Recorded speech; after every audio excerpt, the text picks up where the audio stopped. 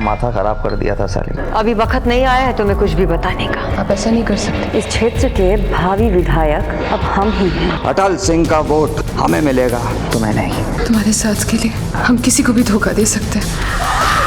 ले आओ द्रुपद पुत्री को दुशासन, हम हैं बड़े भैया। दुशासन, तूने अगर पंचाली को हाथ लगाया तो तेरी दांत तोड़ दूंगा। भीम, तुम दास हो हमारे, नजरें नीची करो। चल। हे बंसी वाले, हे गोविंद, हे गोपाल, हे सर्वशक्तिमान, हमारे लाज बचाओ प्रभु, हमारे लाज। भैया जी, मास्टर जी सही बोले रहे। जो चीरहरण का कांड है ना, महाभारत का कारण बना रहा। सही बोले रहे, ये औरत जात सभी लड़ाई दंगों का कारण है। अरे रावण का लंका भी तो इसीलिए जला था। अब पराया मर्द पराई स्त्री को छुएगा तो घमासान तो मचेगा ना। वो बात तो है।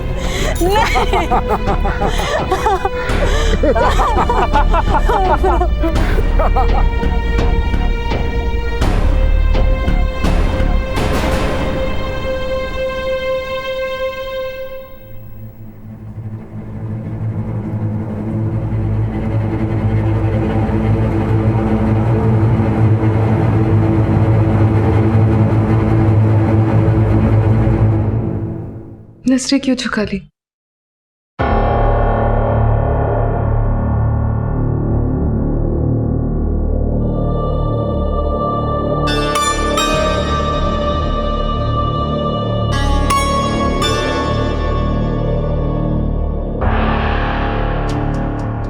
अब हमें कोई नहीं देखेगा।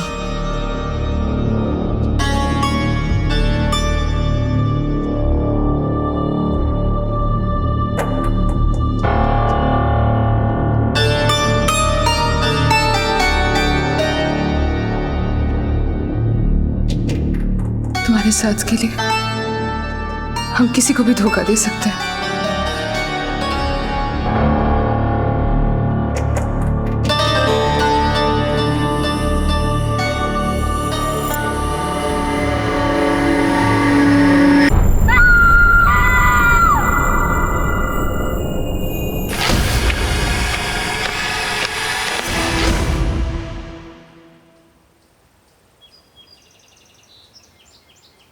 सब रेडी है? एक मिनट मैम। और जी सुपारी। मीडिया वालों को भी खिलाओ सुपारी, जुबान काबू में रहती है। अटल सिंह जी, समझ लीजिए हम अपने चैनल के लिए आपकी ड्यूटी कर रहे हैं। हमारी जबान आपकी शान में ही बोलेगी। और रिपोर्टर, जब आप जितनी खूबसूरत हो तो लोग सुनते कम देखते ज्यादा है। हमारा तो सुझाव ये रहेगा कि बाबूजी के प्रोफाइल में आप जितना कम दिखे उतना अच्छा है। जैसा कि हम सब जानते हैं, अटल सिंह जी उत्तर प्रदेश के एक जाने माने बिजनेसमैन हैं। इनके फूड प्रोसेसिंग प्लांट्स ने गांव के कई बेरोजगारों को रोजगार दिया है। आज हम अटल सिंह जी और उनके परिवार के साथ उनके अनुभवों, उनकी पारिवारिक जिंदगी और रिश्तों से आपका परिचय करवाएंगे। तो अटल सिंह जी, सबसे पहले ये बताइए, आपकी सफलताओं के राज क्या है? हम तो अपने आप को सफल नहीं मानते। हम आज भी बेहतर कल के लिए संघर्ष कर रहे हैं। कैसा कल चाहते हैं आप? वैसा कल जहां इस क्षेत्र का हर व्यक्ति गर्व से कह सके कि वो सफल है। 18 साल पहले हम इस गांव के पंच प्रमुख थे, तभी से हमारे विचार इसी ओर अग्रसर हैं। और राजनीति में आने का उद्देश्य हमारा यही नहीं है, बल्कि वो उम्मीदें जो आम आदमी अपने पूर्व विधायकों से कर रहा था, वो विधायक उस पर खरे नहीं उतरे। मतलब आप वो कर दिखाना चाहते हैं जो अभी तक इस क्षेत्र का कोई भी विधायक नहीं कर पाया? जी। दीदी, आपको डायबिटीज है ना? मिश्री छोड़िए, गिरारी उठा लीजिए। बड़े किस्मत वाले हैं हम, जो आपकी जैसी भाभी मिली है। हमारी एक सलाह मानो, तुम भी मीठा चखना छोड़ दो। बहुत ही रसीली हो गई हो। ये है अटल सिंह जी के छोटे बेटे वीर प्रताप सिंह। वीर जी, आप कुछ कहना चाहेंगे अपने पिता के लिए? ये हमारी शुभकामनाएं हैं पिताजी के साथ।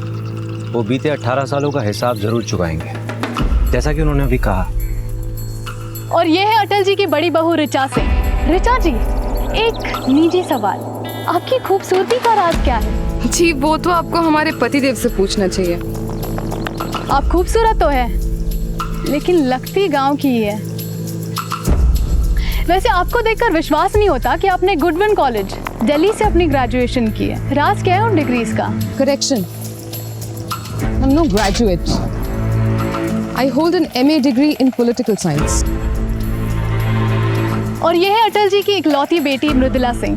मृदुला जी, अपने पति के स्वर्गवास के बाद आप अपने पिता के घर ही रह रही है, तो कैसा लगता है यहाँ? एक बेसहारा को अगर सहारा मिल जाए और वो भी अपनों से, तो हर दुख सुख में बदल जाता है। और ये है अटल जी के बड़े बेटे, उनके उत्तराधिकारी केदार सिंह। केदार जी, क्या लगता है आपको, आपके पिता की इस चुनाव में जीत होगी? निश्चित जीत होगी। बाबूजी ने कभी हारना नहीं सीखा। अभी इंटरव्यू लीजिए, हमारा भी। ये है मेरा वारिस सूरज और ये पोती स्वाति।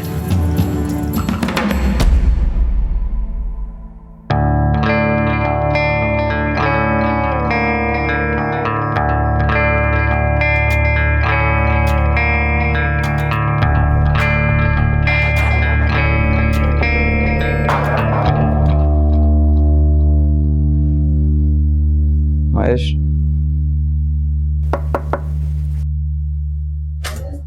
नमस्ते साहब। जाओ। ठीक है सर।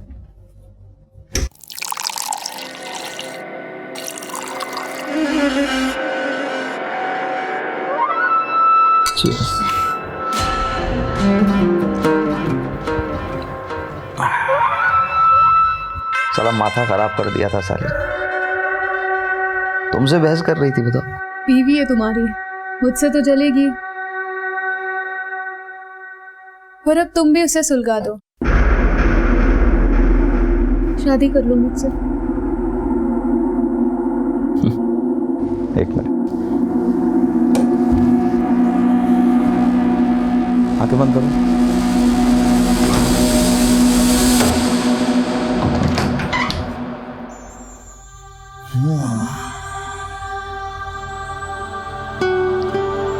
कैसा लगा?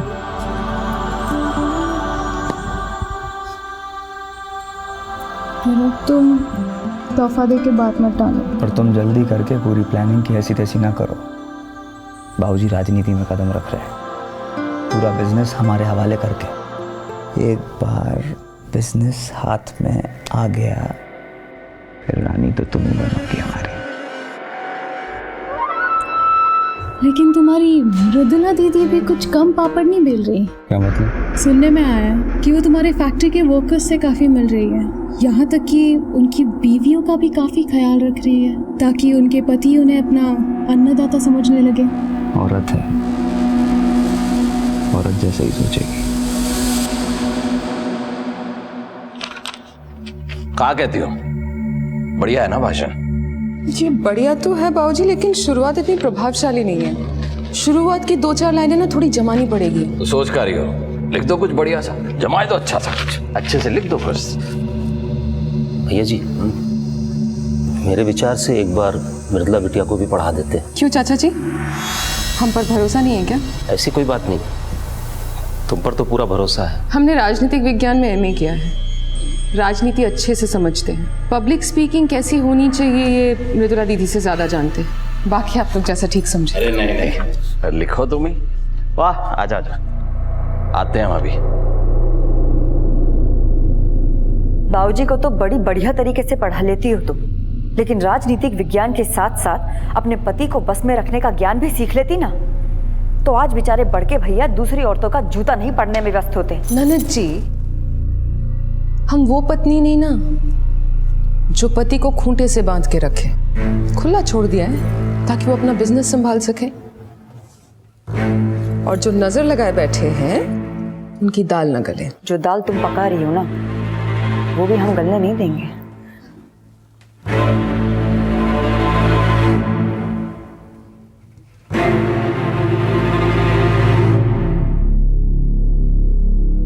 क्या हुआ वीर? भाभी ये क्या है? असली गन है ये। भैया को बोलिए इसको संदूक वंदूक में छुपा के रखे कहीं। सूरज के हाथ में दी, कहीं चला वाला देता तो हो जाता। तुम तो जानते हो अपने भैया को, हमारी सुनते तो आज तक हमें कोई शिकायत नहीं होती, पर उन्हें ना तो परवाह अपने बच्चों की और ना हमारी। रात रात भर गायब रहते हैं। और वो भी पता नहीं किस किस के साथ।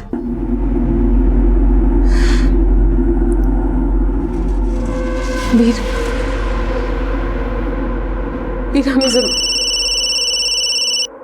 एक सेकंड भाभी, हमारा एक जरूरी फोन आ गया।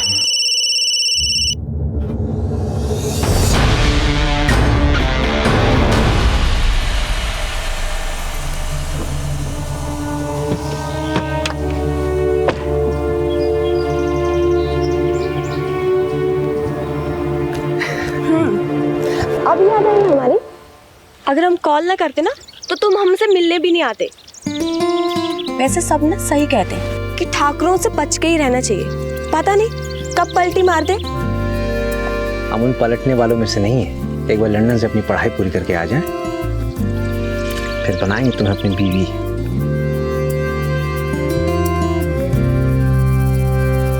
लंदन जाकर हमें भूल तो नहीं जाओगे ना?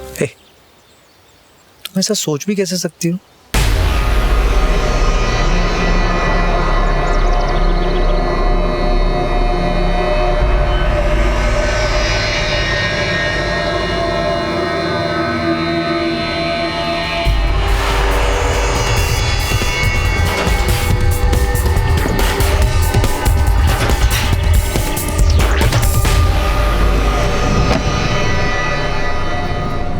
नमस्ते दीदी जी, आप यहाँ?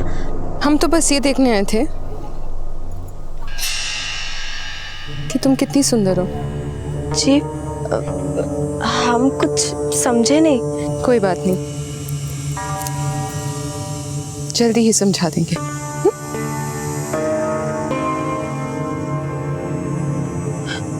अच्छा दीदी, अब हम चलते हैं।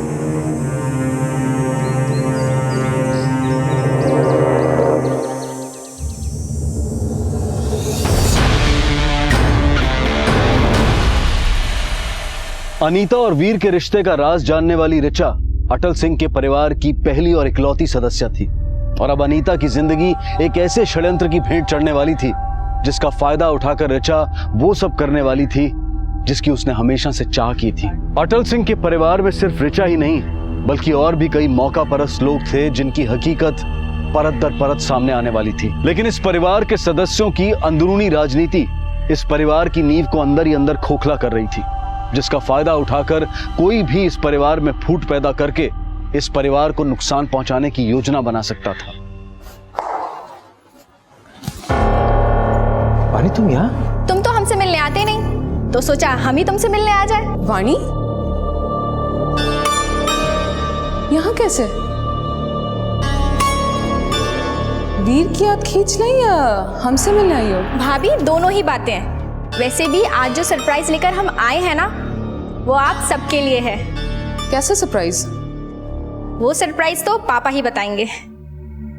भाई साहब, अब तो आप भी हमारे बिरादर के हो गए। व्यापार में तो आप हमसे एक कदम पहले से ही आगे थे, अब तो राजनीति में भी आपने हमारा स्थान ले लिया। खाई लीजिए ना। क्या बात कर रहे हो शैलेश सिंह? पार्टी वाले आए थे हमारे पास, बोले पार्टी ज्वाइन कर लो, टिकट दे देंगे।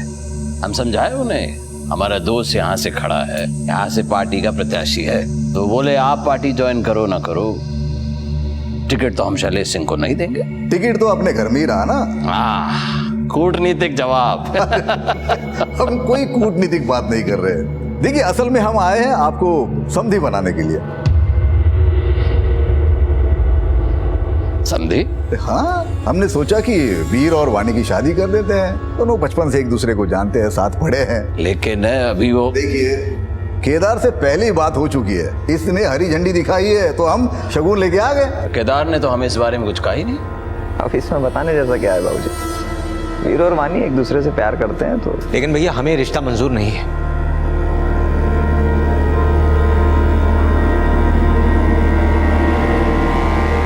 वाणी, देखो, बुरा मत मानो, दरअसल वीर अभी शादी के लिए तैयार नहीं है। हमारा मतलब है कि वो अभी लंदन जाके पढ़ाई करना चाहता है।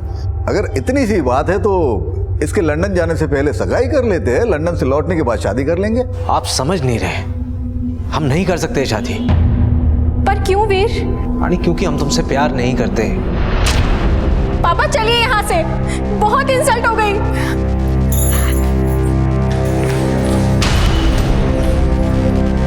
केदार,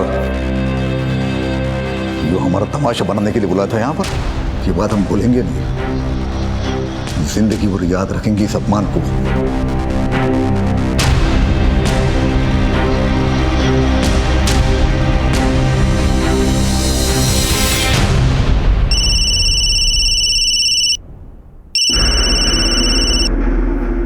इस वक्त क्यों फोन किया? मुझे तुमसे बहुत ज़रूरी बात करनी है। बोलो। फ़ोन पे नहीं बता सकती, तुम अभी के अभी गेस्ट हाउस आ जाओ प्लीज़।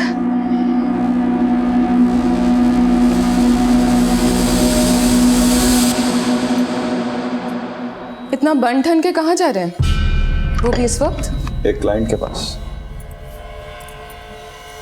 और रखेल को क्लाइंट कब से बुलाने लग गए? जब सब पता है तो पूछ क्यों रही है? पूछे बिना रहा नहीं जाता। बीवी हो ना? तुम दुनिया की पहली बीवी नहीं जिसकी सौत ना हो। लेकिन जो बाकी बीवियां सहती हैं, हम वो नहीं सहेंगे। हमें खूंटे से बांधने की कोशिश की तो खूंटा हम भी बांध देंगे तुम्हारे लिए। औरत हो, औरत की तरह रहो। ज्यादा मर्दानगी दिखाई ना तो खूंटे के साथ साथ तलवे चाटने की नौबत आ जाएगी।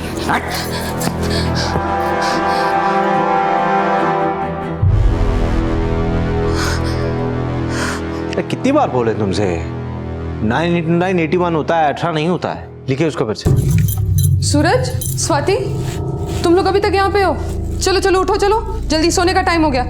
चमेली इनको लेकर जाओ, जल्दी सुला देना। हाँ जल्दी। भाभी,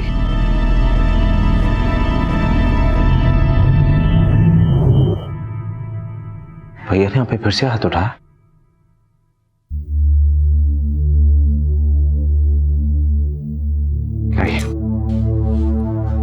हम जानते हैं वीर, तुम्हें हमारी बहुत फिक्र है। हमें सिर्फ आपके लिए बुरा लग रहा है भाभी। बुरा इसलिए लग रहा है क्योंकि तुम अभी भी हमसे प्यार करते हो।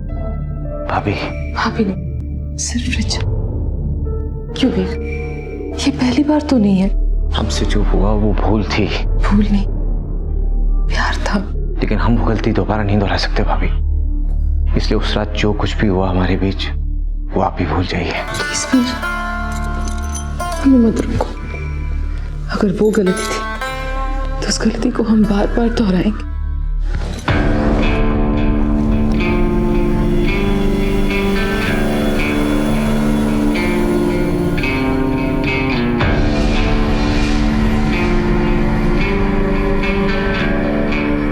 नजरें क्यों झुका ली?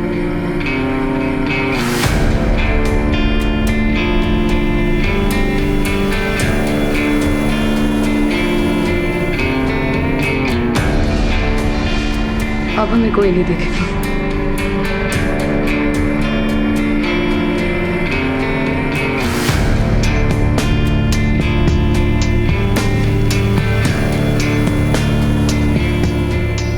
तुम्हारे साथ के लिए हम किसी को भी धोखा दे सकते हैं।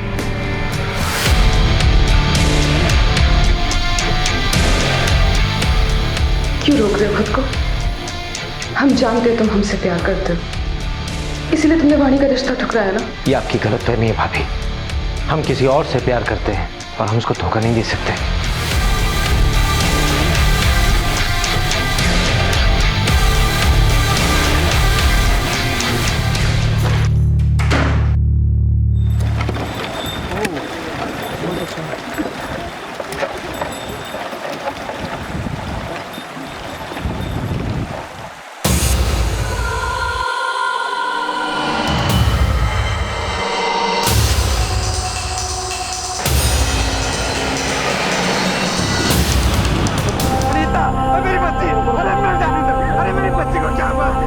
ये हमारी बेटी अनीता है। कल शाम से ही हम इसके लिए परेशान थे। कल शाम से लापता थी, कहाँ गई थी? ये अपनी सहेलियों के साथ निकली थी।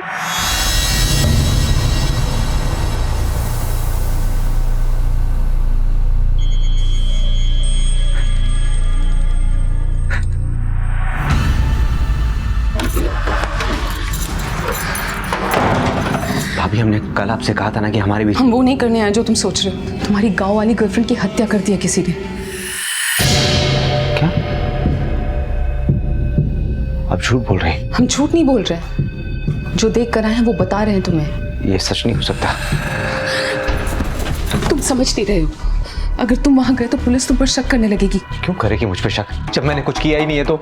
देखो चुनाव आने वाले हैं, पुलिस और गांव वालों को भनक तक लग गई ना कि जिस लड़की की लाश मिली है उसके बॉयफ्रेंड तुम थे, बहुत गड़बड़ हो जाएगी। लेकिन हमारे इस संबंध का चुनाव से क्या लेना देना? लेना देना है।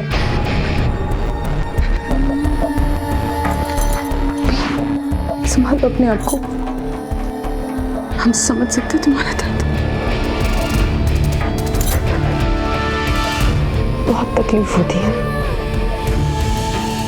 जब हमें प्यार करने वाला हमारा साथ छोड़ देता। तुमने आखिरी बार अनीता को कब देखा था? शाम को हम थे उसके साथ। साहब, ठाकुर साहब के बंगले से रोज उससे कोई मिलने आता था। कौन आता था? ये हमें नहीं पता साहब, लेकिन हाँ कल एक बड़ी गाड़ी में कोई उससे मिलने आया था।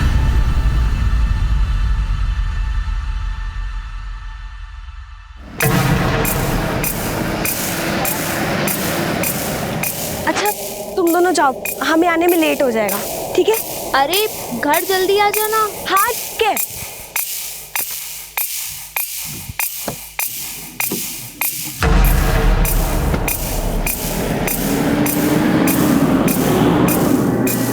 जो उससे मिलने आया था उसका चेहरा देखा था तुमने? नहीं साहब, हम उसका चेहरा नहीं देखे।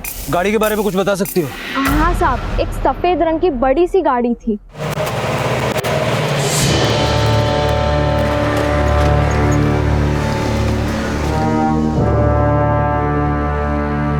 क्या बात है दरोगा, कैसे आना हुआ? ठाकुर साहब, गांव में एक लड़की की हत्या हुई है, उसी सिलसिले में कुछ पूछताछ करनी। इसकी हत्या और कैसी पूछताछ? दरअसल जिस लड़की का मर्डर हुआ है वो आखिरी बार इस बंगले की गाड़ी में खेत में देखी गई। हम देखे थे तुम्हें रिश्वत लेते हुए, मानोगे? बाबूजी शांत हो जाइए। नमस्ते, माफ कीजिएगा, बाबूजी को गुस्सा जरा जल्दी आता है। आप लोगों को जो सवाल पूछना आप हमसे पूछ सकते हैं। देखिए, गांव की एक लड़की की हत्या हुई है, उसे आखिरी बार इस बंगले की गाड़ी में खेत में देखा गया, तो हमें ये जानना है कि हमारे घर में 7-8 गाड़ियां हैं, 7-8 ड्राइवर हैं और कुछ नौकर चाकर हैं। अब मालिक लोग खेत में तो जाएंगे नहीं किसी लड़की से मिलने, तो कोई ड्राइवर ही होगा, गाड़ी लेके गया होगा। आप ठहरिए, हम सबको बुलवा के लाते हैं। बिट्टू, कल तुम में से कौन गाड़ी लेके खेत में गया था? नहीं सर, मैं नहीं गया सर। अनीता के सहेलियों ने जिस गाड़ी के बारे में बताया था, ये गाड़ी उससे मिलती जुलती है।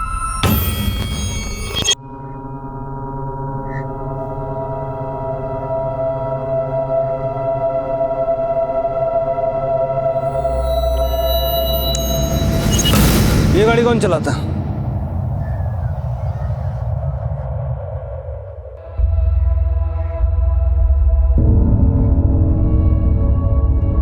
नाम क्या है तुम्हारा? बिट्टू। ये गाड़ी तुम चलाते हो? नहीं साहब, हम तो मृदुला मैडम के ड्राइवर हैं, ये वाली कार चलाते हैं। फिर ये गाड़ी कौन चलाता है? वो साहब कोई नहीं चलाता, वो ऐसे ही खड़ी रहती है। खड़ी रहती है तो फिर खेत में कैसे पहुंचे? मालूम नहीं साहब।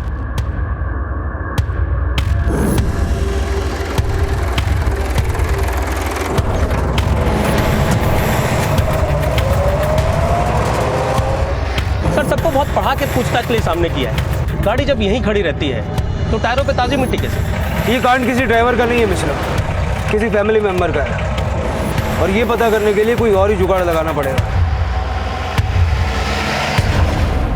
सर ये बिट्टू अटल सिंह की बेटी मृदुला का ड्राइवर आपसे कुछ करना चाहता है सर। बोलो। साहब दरअसल बात यह है कि हम आपको सच इसलिए नहीं बताएं कि अगर हम कुछ बोलते तो मालिक हमारी चमड़ी उधड़वा देते साहब। डरो मत, बैठो, जो कुछ जानते हो साफ साफ बताओ। साहब आप जिस गाड़ी के बारे में बात कर रहे थे, दरअसल मालिक के बड़े बेटे केदार सिंह खुद ही चलाते हैं, वो किसी को छूने तक नहीं देते साहब। केदार सिंह कल वो खुद ही गया था उस लड़की से मिलने? गाड़ी हम बाहर जाते हुए देखे थे साहब, लेकिन उसके बाद का हमको नहीं पता। जा सकते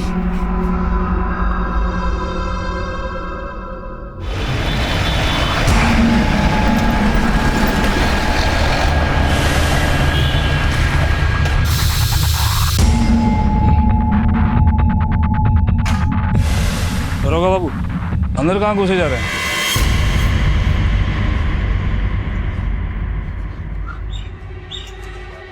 आप लोग यहाँ आने की वजह जान सकते हैं हम? हमें एक गाड़ी फॉरेंसिक जांच के लिए भेजनी है। क्यों? जिस लड़की का मर्डर हुआ वो लड़की इस गाड़ी में देखी गई। ये गाड़ी वहाँ कैसे जा सकती है? केदार सिंह को बुलवाइए, हम सब उगलवा लेंगे। क्या उगलवा लेंगे आप? वो कल रात से घर नहीं लौटे हैं। तो कांड करके भाग गए? दरोगा बाबू, हवा में तीर मत छोड़िए। कोई सबूत है तो दिखाइए। सबूत भी मिल जाएंगे। ये गाड़ी हमारे हवाले करो। कैसे आपके हवाले कर दे गाड़ी? कोई कागज पत्री, चिट्ठी पत्री, वारंट लाए? देखिए, सुबह से देख ही तो रहे। चलिए जाइए आप लोग, इससे पहले कि ऊपर से फोन आए और आप लोग मुसीबत में फंस जाएं। निकलिए। नमस्ते।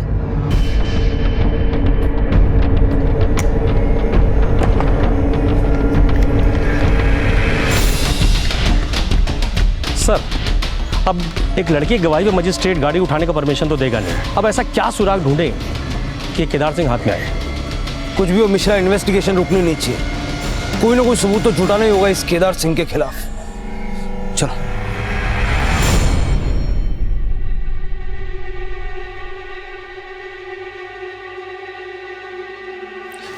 भैया वो उसका फोन नहीं लग रहा। दिल्ली में मरने किसके पास गया? ये पता नहीं चल पा रहा भैया। फंसवा दिया मैं, फंसवा दिया। बाबूजी, हाँ दरअसल वो वीर, हमें तुमसे कुछ बात करनी है। बाबूजी, 1 मिनट।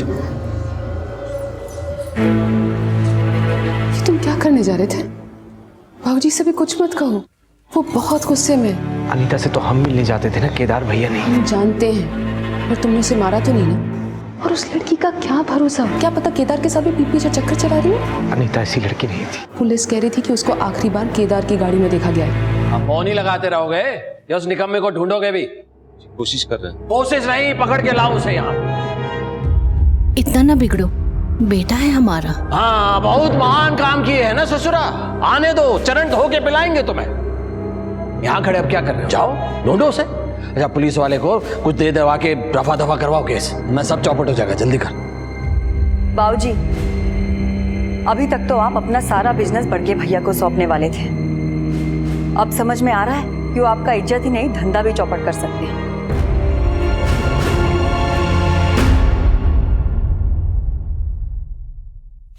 भाभी, कोई केदार भैया से मिलने आया है।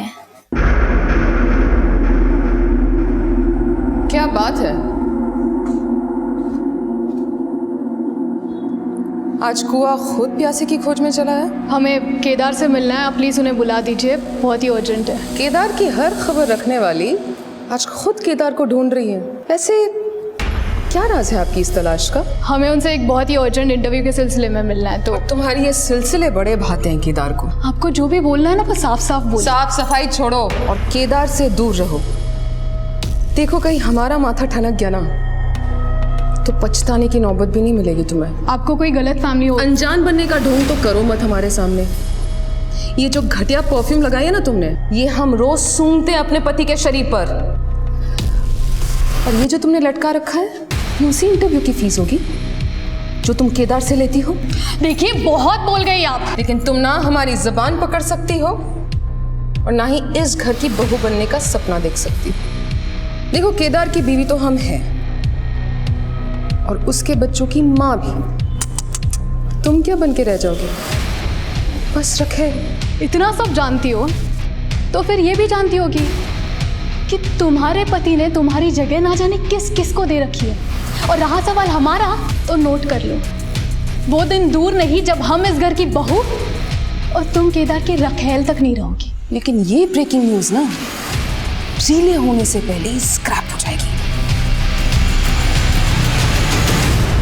श्वेता शुरू से ही ऋचा की आंख का कांटा थी, लेकिन श्वेता को अपने पति केदार की जिंदगी से दूर रख के ऋचा पति पत्नी के रिश्ते को कोई दूसरा मौका नहीं देना चाहती थी, बल्कि वो तो खुद पति पत्नी के रिश्ते का गला घोंटकर वीर के साथ वो सब कुछ करना चाहती थी जो केदार अब तक उसके साथ करता आया था। कहीं ना कहीं ऋचा को यह भी डर था कि शायद श्वेता इस घर में उसकी जगह ले सकती है, लेकिन उसे इस बात का संतोष था कि केदार पुलिस की नजरों में अनीता मर्डर केस का प्राइम सस्पेक्ट था और अचानक से उसका यूं गायब हो जाना इस शक को और पुख्ता कर रहा था। अनीता की हत्या एक ऐसी योजना थी जिसका सबसे ज्यादा फायदा ऋचा को ही होता नजर आ रहा था, लेकिन पुलिस का ध्यान अभी तक इस समीकरण की तरफ गया नहीं था।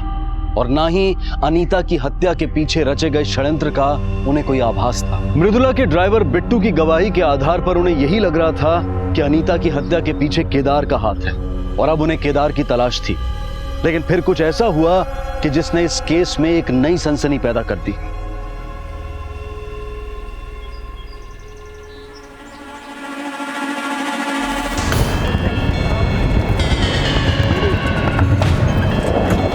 आइए आइए, ये देखिए। कहाँ है लाश? साहब यहीं पर थी साहब, इसी जगह पर देखिए ना, खून भी लगा है। पर लाश गायब कहाँ हो गई? साहब हमें क्या पता साहब, वो तो देखकर हम आपको बुलाने चले गए थे। तारा के छन मांगो सर।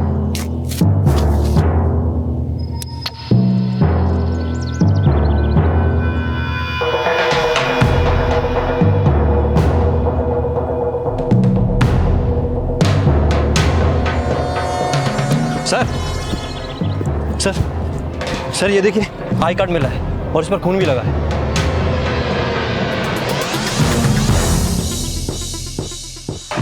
सर, ये महेश केदार सिंह के गेस्ट हाउस में नौकर है। ये बता रहा था कि केदार और श्वेता का अफेयर चल रहा है। पता साहब को जो हमको बोला। साहब श्वेता मैडम अक्सर गेस्ट हाउस पे आके रुकती थी और जब भी वो वहाँ रुकती थी तब केदार सर भी उनके साथ रहते थे। कब से चल रहे हैं सर? यही कोई 2 साल से।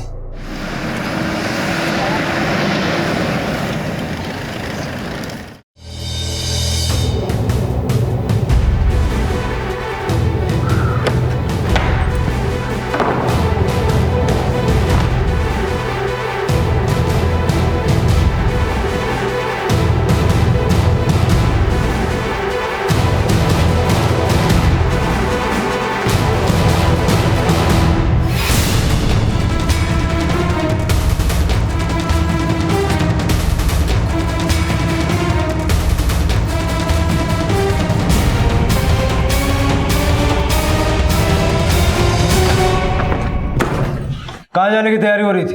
लेके चलो उसको। चलो, छोड़ो मुझे और दूर रहकर बात करो। दूर रह के नहीं, अब थाने चल के बात हो। अपनी औकात में रहो इंस्पेक्टर। जानते हो ना हम कौन है? एक नंबर का लड़कीबाज, दारूबाज और अय्याश आदमी है तू। 2 मर्डर करके फरार है।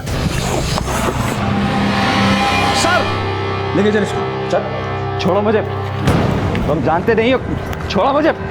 हाँ मिश्रा, ये देखिए सर, श्वेता की डेड बॉडी गाड़ी में चढ़ा घूम रहा है। श्वेता, ये मैंने नहीं किया। ये हमने कोई अनीता को नहीं मारा और ना ही हमने अपनी श्वेता को मारा है। हम सच बोल रहे हैं इंस्पेक्टर। हमें फंसाने के लिए वो लाश किसने हमारी डिक्की में रखी, क्यों रखी, हमें कोई जानकारी नहीं है। कौन फंसाना चाहता है तुम्हें? कमी है क्या हमारे दुश्मनों की? और हम क्यों मारेंगे श्वेता को? शादी करना चाहते थे उससे। केदार, तुम ऑलरेडी शादीशुदा हो। तुम उससे शादी नहीं करना चाहते थे, कोई और ही कांड करना चाहते थे। क्यों मारा उसे बोलो। इंस्पेक्टर, कॉलर पकड़ी हम कुछ नहीं बोले, थप्पड़ मारा हम शांत रहे, लेकिन ये झूठे केस में आप हमें फंसा नहीं सकते, फोर्स नहीं कर सकते आप हमें। हमने श्वेता को नहीं मारा, प्यार करते थे उससे, शादी करना चाहते थे। चलो मान लेते नहीं मारा, तो फिर अचानक गायब कहाँ हो गए थे? हम दिल्ली गए थे, अपनी और श्वेता की शादी की तैयारी कर रहे हैं, क्योंकि वो हमारे बच्चे की मां बनने वाली थी।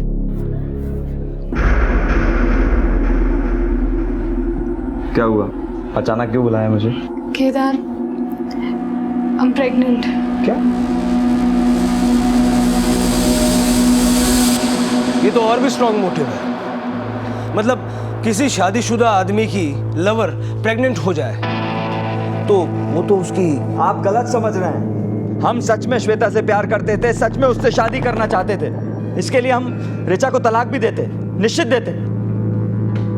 3 दिन से मैं दिल्ली में था। यकीन ना हो तो आप पता कर लीजिए पता। अरे कहाँ मतलब है बेल नहीं मिल पाएगी? चुनाव लड़ने जा रहे हैं और हमारा कपूत जेल में है। कहाँ छवि बनेगी जनता के सामने हमारी? केदार की गाड़ी से श्वेता की लाश मिली, बेल मिलना मुश्किल। तो क्या हमारे पति जेल में ही रहेंगे? वकील साहब आप कुछ भी कीजिए, लेकिन हमारे पति को जेल से निकलवाइए।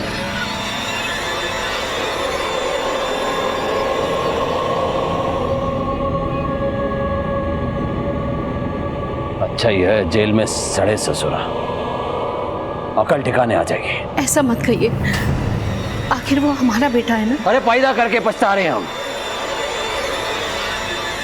सोचे थे बिजनेस उसके मत्थे मड़ के आराम से राजनीति करेंगे, अब लगता है चुनाव लड़ना छोड़ के वापस से बिजनेस संभालना पड़ेगा। सर, हमने केदार सिंह की इंफॉर्मेशन क्रॉस चेक की है। वो पिछले 3 दिनों से दिल्ली में ही था और श्वेता से शादी की तैयारी भी कर रहा था। वहां के कई लोगों ने उसके वहां होने की बात कही और मर्डर वाले दिन वो यहां पे नहीं था। सर मिश्रा, अगर केदार ने श्वेता को नहीं मारा तो फिर उसकी गाड़ी में श्वेता की लाश किसने रखी? भैया जी, लोगों को राजनीति में आने के लिए घुटने छिल जाते हैं और आप नामांकन पत्र वापस लेने की बात कर रहे हैं। तो कहा करें, ये हमारा बिजनेस कौन संभालेगा?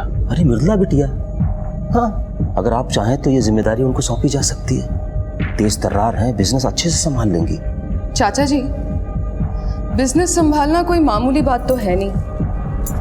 हमें नहीं लगता मृदुला दीदी ये जिम्मेदारी निभा पाएंगी। अगर आप बिजनेस की बागडोर किसी को सौंपना ही चाहते हैं तो हमें लगता है वीर सबसे सही दावेदार है। उनमें जो काबिलियत है वो केदार जी और मृदुला दीदी में नहीं है। नहीं नहीं, वीर नहीं।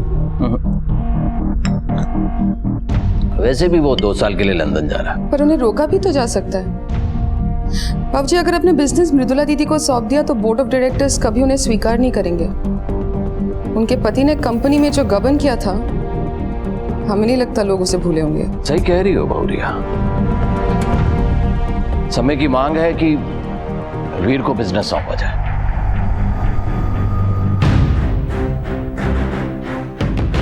बाबूजी, हम नहीं संभाल पाएंगे इतनी बड़ी जिम्मेदारी। उसके लिए हम हैं ना, गाइड करेंगे हम। बाबूजी, इतना आसान नहीं हुआ। जिंदगी में पहली बार तुमसे कुछ मांग रहे हैं, मना मत करो। लेकिन बाबूजी, प्लीज वीर, मान जाओ। रिचा, तुम अपने आप को बहुत होशियार समझती हो। पति के जरिए राज नहीं कर पाई तो अब देवर का इस्तेमाल कर रही हो। हम अपने आप को होशियार समझते नहीं, हम होशियार हैं। अब हम जो करेंगे ना भाभी माँ, वो तुम समझना तो दूर, सोच भी नहीं पाओगे। All the best. माना कि अनीता की मर्डर वाली रात केदार यहीं था, लेकिन वो अनीता से मिलता था या उसके कोई संबंध थे, ऐसा कोई प्रमाण सामने नहीं आया। लेकिन श्वेता से उसके संबंध थे, पर श्वेता के मर्डर वाले दिन वो दिल्ली में था। फिर बिट्टू ने हमसे झूठ क्यों बोला? इस डबल मर्डर केस की कहानी क्या है? अगर ये 2 मर्डर्स 2 अलग अलग लोगों ने किए हैं तो वो कौन है? अगर दोनों का हत्यारा एक ही है तो वो कौन है? सर, हमें तो लगता है कि इसमें एक ही आदमी का हाथ है। ये बहुत बड़ा षड्यंत्र है सर। हो सकता है कि अटल सिंह की विरोधियों की उसके बेटे को फंसाकर उसके चुनावी अभियान में खड़े डालने की कोशिश हो। मिश्रा, हो ये भी सकता है कि अपराधी कोई और ही हो और उसने जानबूझकर ये वक्त चुना ताकि हमारी शक की सुई राजनीतिक षड्यंत्र की तरफ जाए। ये खेल सिर्फ सत्ता का नहीं है मिश्रा, इसमें कई और सारे पहलू हैं जो अभी तक हमारे सामने नहीं आए। हमने वीर को अपना वारिस बनाने का फैसला किया। बस कुछ कागजी कार्रवाई के बाद कल से वीर हमारे सारे बिजनेस की बागडोर संभालेगा।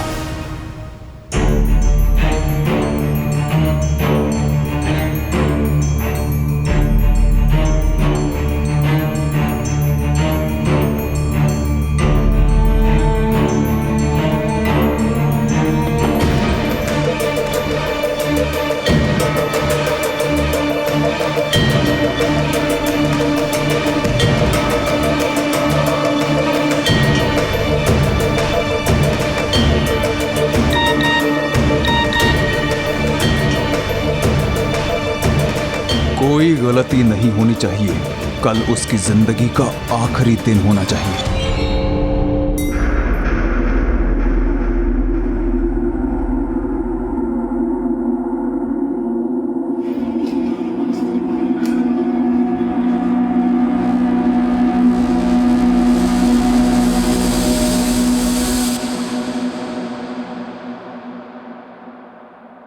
घुटन हो रही है? हमें भी होती थी जब आप रात रात भर हम। हमारी बेल का क्या हुआ? नहीं होगी। कौन बोला? वकील बोले। बहुत मजा आ रहा है ना तुझे? क्या लगता है तुझे जिंदगी भर यहाँ पड़े रहेंगे हम? अरे भाई, खून किया है आपने, एक नहीं 2, ओह सॉरी 3। एक जान उस इंटरव्यू वाले के पेट में भी तो थी। अगर हमारा बस चलता तो सबसे पहले तेरा खून करता, समझी? आपके कहने का मतलब है अनीता और अपनी वो गर्भवती रखेल का मर्डर आपने नहीं किया? हम किसी अनीता को नहीं जानते, और जिसे तू रखेल कह रही है उसे हम अपनी बीवी बनाने वाले थे। तो फिर उस बिंदिया माँ को मारा किसने? हाय राम, इसका मतलब वकील सब आपकी सच्ची पैरवी कर रहे थे। हमें तो लगा कि आपकी जान बचाने के लिए ढोंग कर रहे हैं। ढोंग तो तू कर रही है, सब समझता हूँ। जैसे आप पति हैं वैसे ही हम बीवी बन गए। बस एक फर्क है आप में और मुझ में, जो याशी आप बाहर जाके करते थे वो अब हम घर में रह के करेंगे। औरतों का बहुत शौक था ना, अब आप यहाँ पे तन्हा रहेंगे, पर हम तन्हा नहीं होंगे। आपको देखकर एक कहावत याद आ गई, खिसियानी बिल्ली खम्बा नोचे। हम चलते हैं।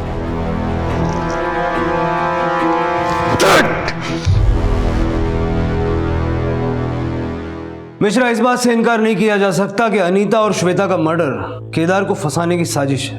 लेकिन सवाल यह उठता है कि इस साजिश को रचने वाला कौन हो सकता है? उसकी गिरफ्तारी का सबसे ज्यादा फायदा वीर को हुआ, क्योंकि अटल के राजनीति में जाने के बाद सारा बिजनेस वीर के हाथों में आ गया। अटल सिंह के परिवार की जो बातें सामने आई हैं, उससे ये नहीं लगता कि इन सब के पीछे वीर का हाथ है। वो हायर स्टडीज के लिए लंदन जाना चाहता था। लंदन की एक यूनिवर्सिटी में उसका एडमिशन भी हो चुका था सर। नहीं, ऐसा तो नहीं कि केदार को फंसाने का प्लान मृदुला का ही हो सकता है सर, लेकिन सर एक बात सुनने में आई है कि वीर को राजी करने में सबसे बड़ा हाथ केदार की बीवी ऋचा का है। मिश्रा, यही सवाल तो ऋचा की भूमिका पर सवाल खड़े करता है। वो अच्छी तरह से जानती थी कि केदार और श्वेता की शादी उसका अटल सिंह जैसे बड़े आदमी के परिवार से रिश्ता तोड़ सकती है। इसीलिए केदार को सबक सिखाने और परिवार में अपना वर्चस्व जमाए रखने के लिए उसने ये सारा खेल खेला, और वीर उसका एक मोहरा बना।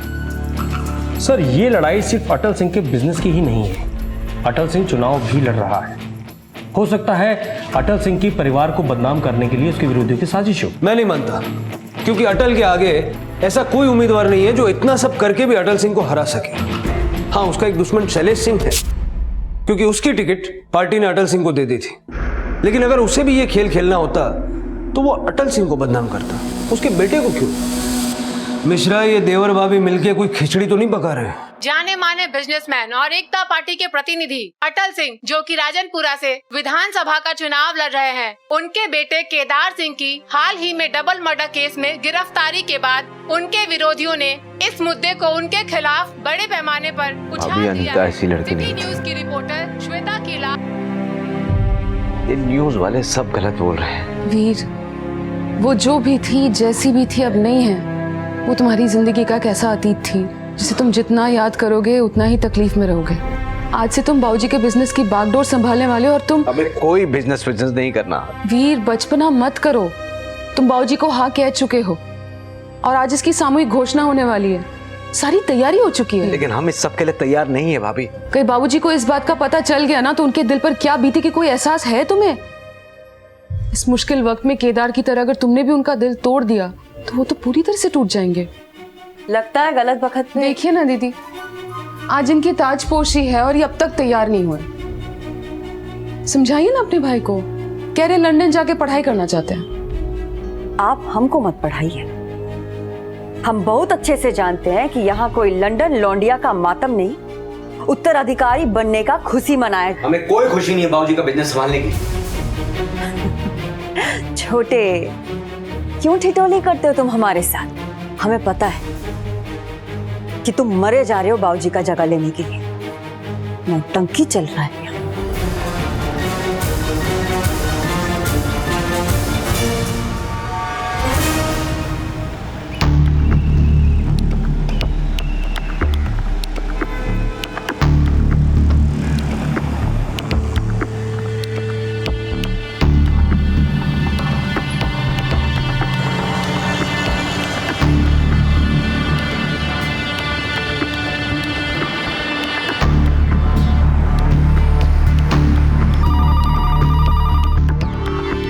हेलो साहब, अटल सिंह की बेटी मृदुला अपने ड्राइवर से कहीं अकेले में मिलने आई है। कौन बिट्टू? जी साहब। उन पे नजर रख। कहीं ऐसा तो नहीं कि बिट्टू ने मृदुला के कहने पर ही केदार को अनीता के मर्डर का सस्पेक्ट बनाने की कोशिश की हो?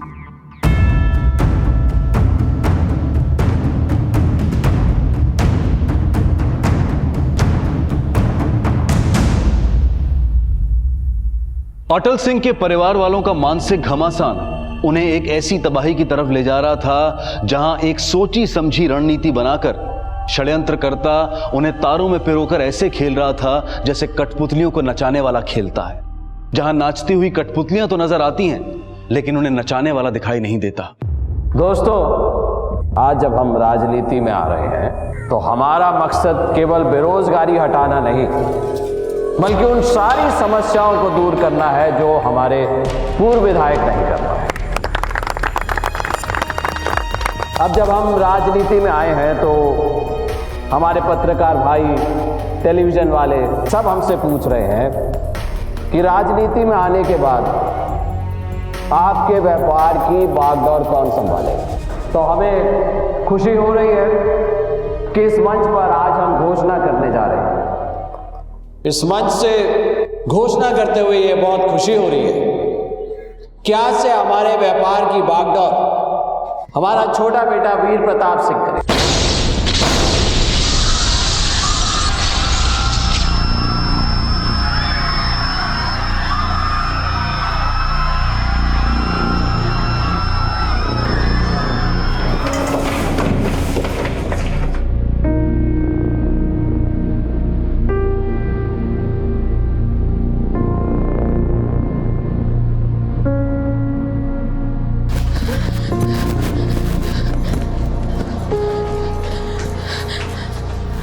चाचा जी,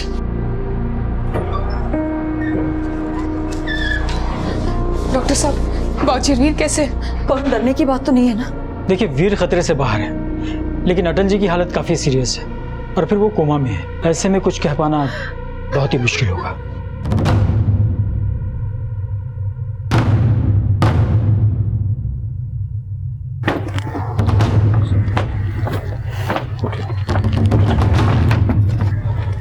सर, मंच के नीचे कुछ स्टेनलेस स्टील के टुकड़े मिले जिसमें पोटेशियम नाइट्रेट के ट्रेसेस हैं। हो सकता है कि ये एक्सप्लोसिव टिफिन बॉक्स में यहाँ लाया गया हो, अलार्म क्लॉक से ट्रिगर किया गया। Potassium nitrate? लेकिन बॉम्ब बनाने वाले को ये सामान कहाँ और कैसे मिल सकता है? जनरली सर, खाद बनाने वाले फैक्ट्री में मिलता है, शायद वहीं से चोरी किया गया हो।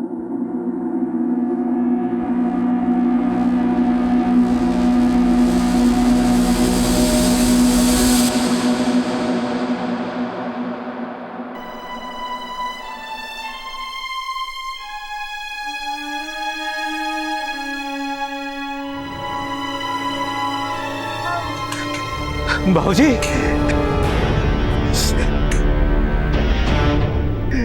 बाबूजी,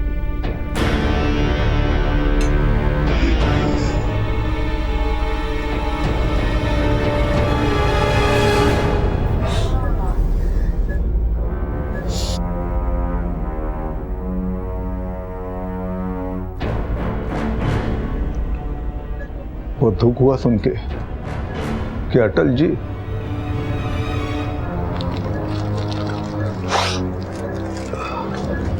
इस घटना के बाद सारा क्षेत्र खुद को अनाथ महसूस कर रहा है। बाबूजी अभी मरे नहीं है। इतनी आसानी से हम उन्हें मरने भी नहीं देंगे।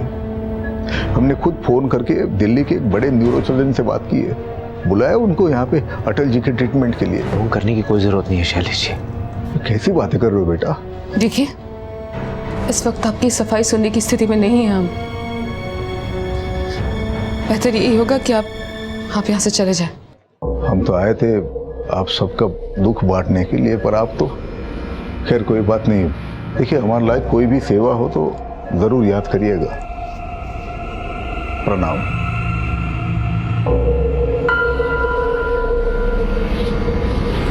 सर, हमने फैक्ट्री की सीसीटीवी फुटेज चेक की है। घटना से पहले मृदुला का ड्राइवर बिट्टू फैक्ट्री आया था।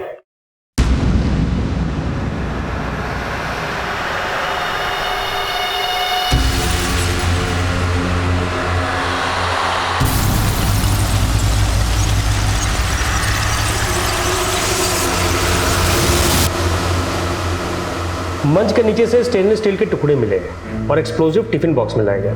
मिश्रा, घटना से पहले हमारे खबरी ने इसे मृदुला के साथ देखा था। मतलब मृदुला ने पहले बिट्टू को केदार के खिलाफ गवाही देने के लिए हमारे पास भेजा, लेकिन केदार की गिरफ्तारी के बाद जब उसे अटल का बिजनेस नहीं मिला तो उसने अटल और वीर को मारने की सोची, क्योंकि उनके बाद सब कुछ उसका ही हो जाता। हमें भी ऐसे ही लग रहा है सर। मिश्रा, मृदुला को ये एक्सप्लोजिव कहां से और कैसे मिले, किसने उसके लिए ये बॉम्ब बनाया, ये जानना हमारे लिए बेहद जरूरी है। जी सर।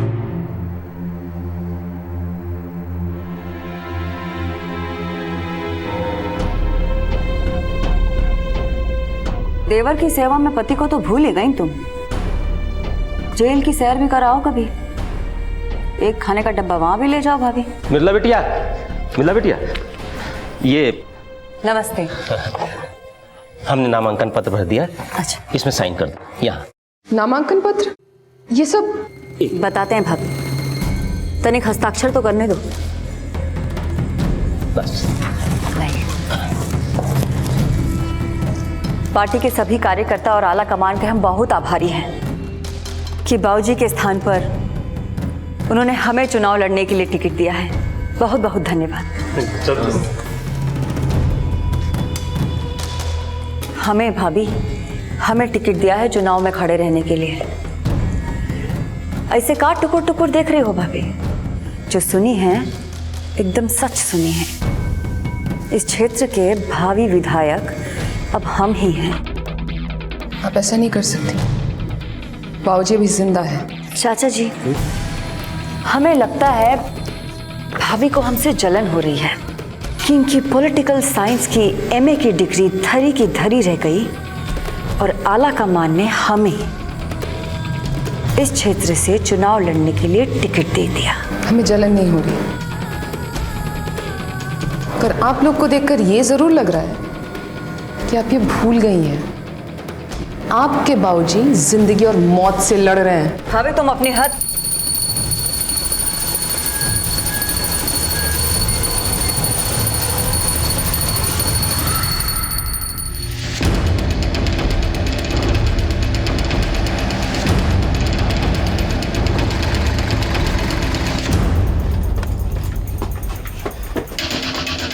तोड़ दो ताला।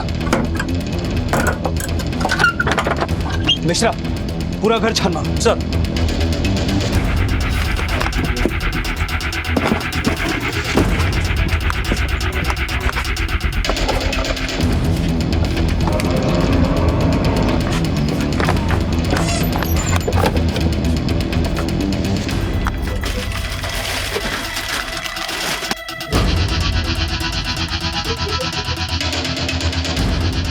सर, बिट्टू के पास ये पैसे मिले। ढूंढो, कुछ ना कुछ और जरूर मिलेगा। सर।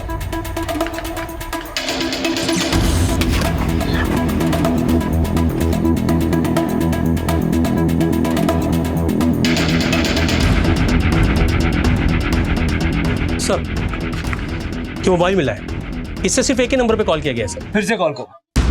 आप जिस नंबर पर कॉल करने की कोशिश कर रहे हैं वो फिलहाल बंद है। स्विच ऑफ है सर। पता लगाओ ये नंबर किसका है।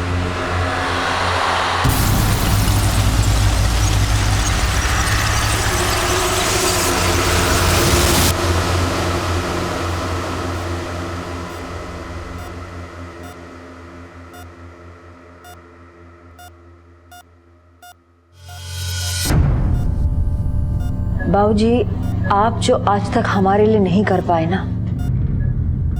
वो आज हमने अपने आप ही हासिल कर लिया। हाँ किए हैं आपके नाम पे, अब इतना हक तो बनता है हमारा बाबूजी। आखिर बेटी है आपकी। ये बात अलग है कि आपने अपने बेटों के लिए अपनी बेटी का हक मार दिया। हमारे पति की गलती का सजा आपने हमको दिया और अपने घर पे बिठा लिया। लेकिन अब बाबूजी हम सबके ऊपर चढ़ के बैठेंगे। आप ही के नाम का इस्तेमाल करके हम इस क्षेत्र के विधायक बन जाएंगे। वाह दीदी वाह, आपको तो शाबाशी मिलनी चाहिए इस बात की। शायद आप भूल रही दीदी, आप हम आज जो कुछ भी हैं सब इनकी बदौलत है। हम कुछ नहीं भूले हैं छोटे, मगर अफसोस कि तुम कुछ नहीं जानते। तुम्हें तो ये भी नहीं पता कि तुम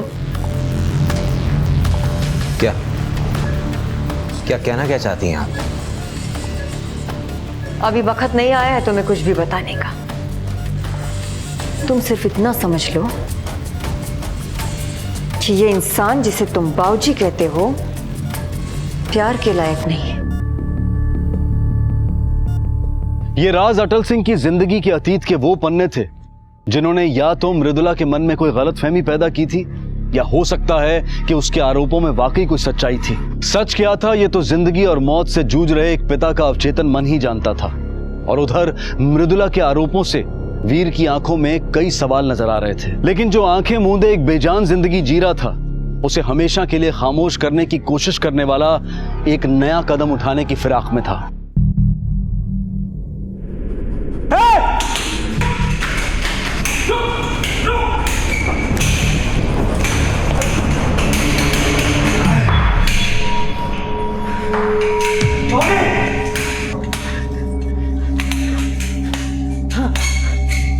बाबूजी, बाबूजी, यहाँ कमरे में कोई और आया था क्या? नहीं सर, कोई नहीं आया।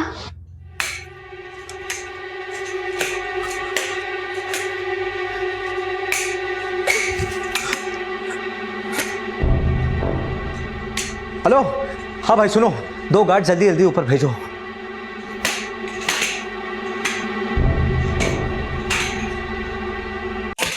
लाइट कैसे चला गया? पता नहीं सर। तुम्हारे अस्पताल में पावर बैकअप जैसी चीज नहीं है क्या? है सर, पर पता नहीं है कैसे।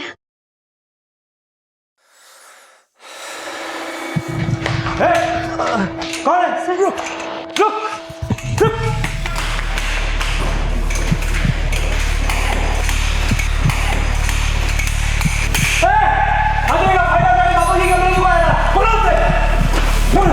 सर यहाँ आ जाइए जल्दी।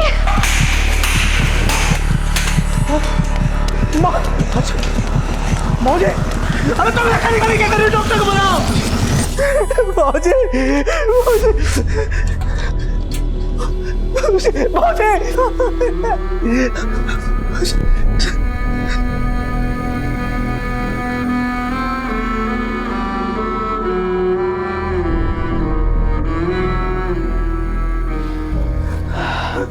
I'm sorry. He's no more.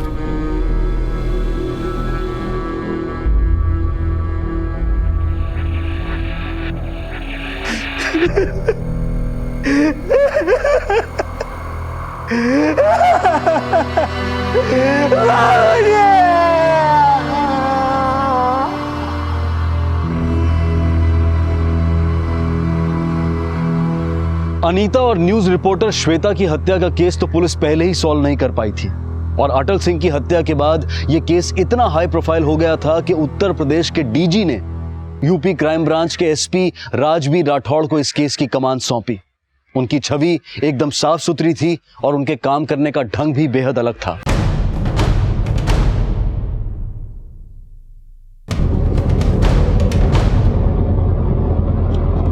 Sir मैं ये कह रहा था कि एक के बाद एक इतना सब कुछ हो रहा है यहाँ, मतलब हम किसी नतीजे पर पहुंचे उसके पहले ही कोई नया कांड हो जाता है, और अटल सिंह का परिवार पहले ही दिन से नॉन कोऑपरेटिव है।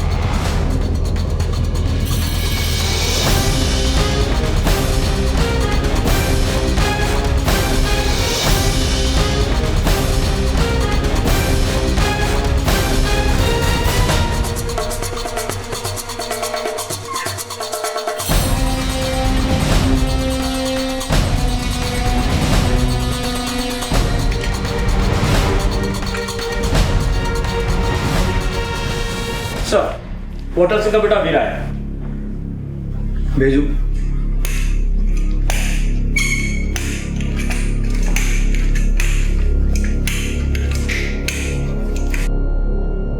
आइए वीर सिंह जी, बैठिए। बैठे नहीं आए हम एसपी साहब, हम आपसे ये पूछने आए कि पुलिस वालों के होने के बावजूद भी बाबूजी को कोई मार के चला गया और आप लोग सिर्फ हाथ पे हाथ धरे बैठे रहे। पुलिस पर कोई भी इल्जाम लगाने से पहले अपने और अपने परिवार के गिरेबान में झांक के देखो। जिस दिन से अनीता का मर्डर हुआ है, तुम्हारे परिवार के किसी भी सदस्य ने पुलिस को सीरियसली नहीं लिया। उसके बाद जर्नलिस्ट श्वेता का मर्डर हुआ, हाथ क्या लगा? तुम्हारा बड़ा भाई श्वेता की लाश के साथ गिरफ्तार हुआ। उसके बाद तुम्हें और तुम्हारे पिताजी को टारगेट किया गया। तुम्हें नहीं लगता ये काम कोई परिवार वाला भी कर सकता है? देखिए सर, आप हमारे परिवार वालों पे सवाल उठा रहे हैं, लेकिन आपने अभी तक उस हवलदार को बर्खास्त नहीं किया जो उस वक्त अस्पताल में मौजूद था जब बाबूजी की हत्या हुई। ड्यूटी पर था वो, लेकिन ड्यूटी कर नहीं रहा था। हमें हमारा काम मत सिखाओ। किसे बर्खास्त करना है, किसे तलब करना है, अच्छे से जानते हैं। जा सकते हो।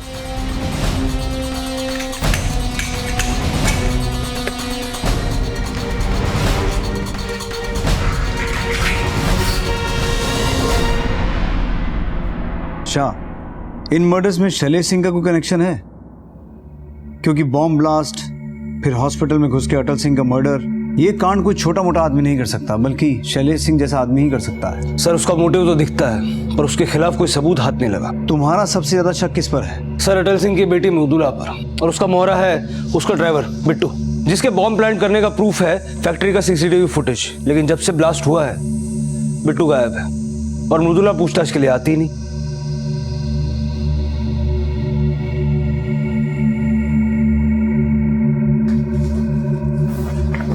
प्रणाम मृदुला जी।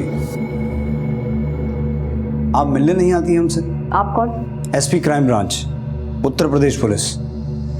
सुना है आपने अपना ड्राइवर बदल लिया, बिट्टू चौहान को कहां भगा दिया? आप कहना क्या चाहते हैं? बिट्टू ने ही बॉम्ब प्लांट किया था उस मंच के नीचे, जहां से आपके भाई को व्यापार की सत्ता सौंपने की घोषणा हो रही थी, और आपके पिताजी के चुनाव प्रचार का भाषण भी। लेकिन बॉम्ब प्लांट करने से ठीक 1 घंटा पहले वो आपसे मिला था।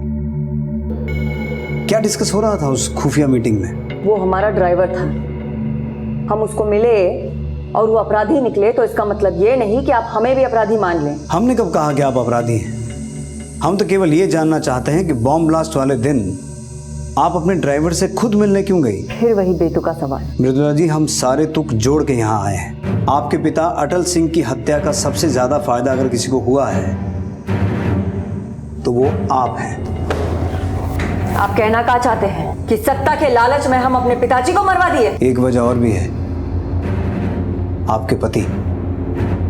सुना है कि अपने पति की मौत का जिम्मेदार भी आप अपने पिता को ही मानती हैं। जिस तैश में आप ये सवाल हमसे पूछ रहे हैं ना, उसे ज्यादा देर तक बरकरार रख नहीं पाएंगे। विधायक बनने वाले हैं हम। लेकिन हम एसपी ही रहेंगे, और जिस दिन सबूत जुटा लिए, ये चुनाव प्रचार आपको जेल में करना पड़ेगा। चलते हैं। प्रणाम।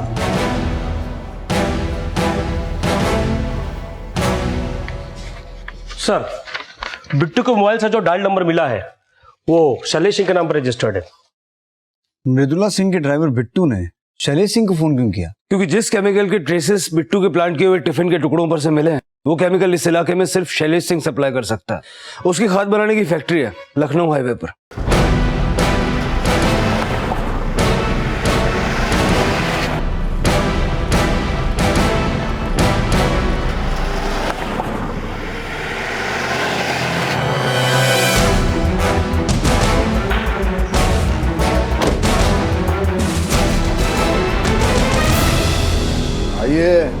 आइए एसपी साहब, लीजिए गर्मा गर्म समोसे खाइए। माफ कीजिएगा, दिमाग बड़ा गर्म है हमारा। समोसा खा लिया तो टेम्परेचर और बढ़ जाएगा। ठंडा मंगा दें? बिट्टू चौहान कहाँ है?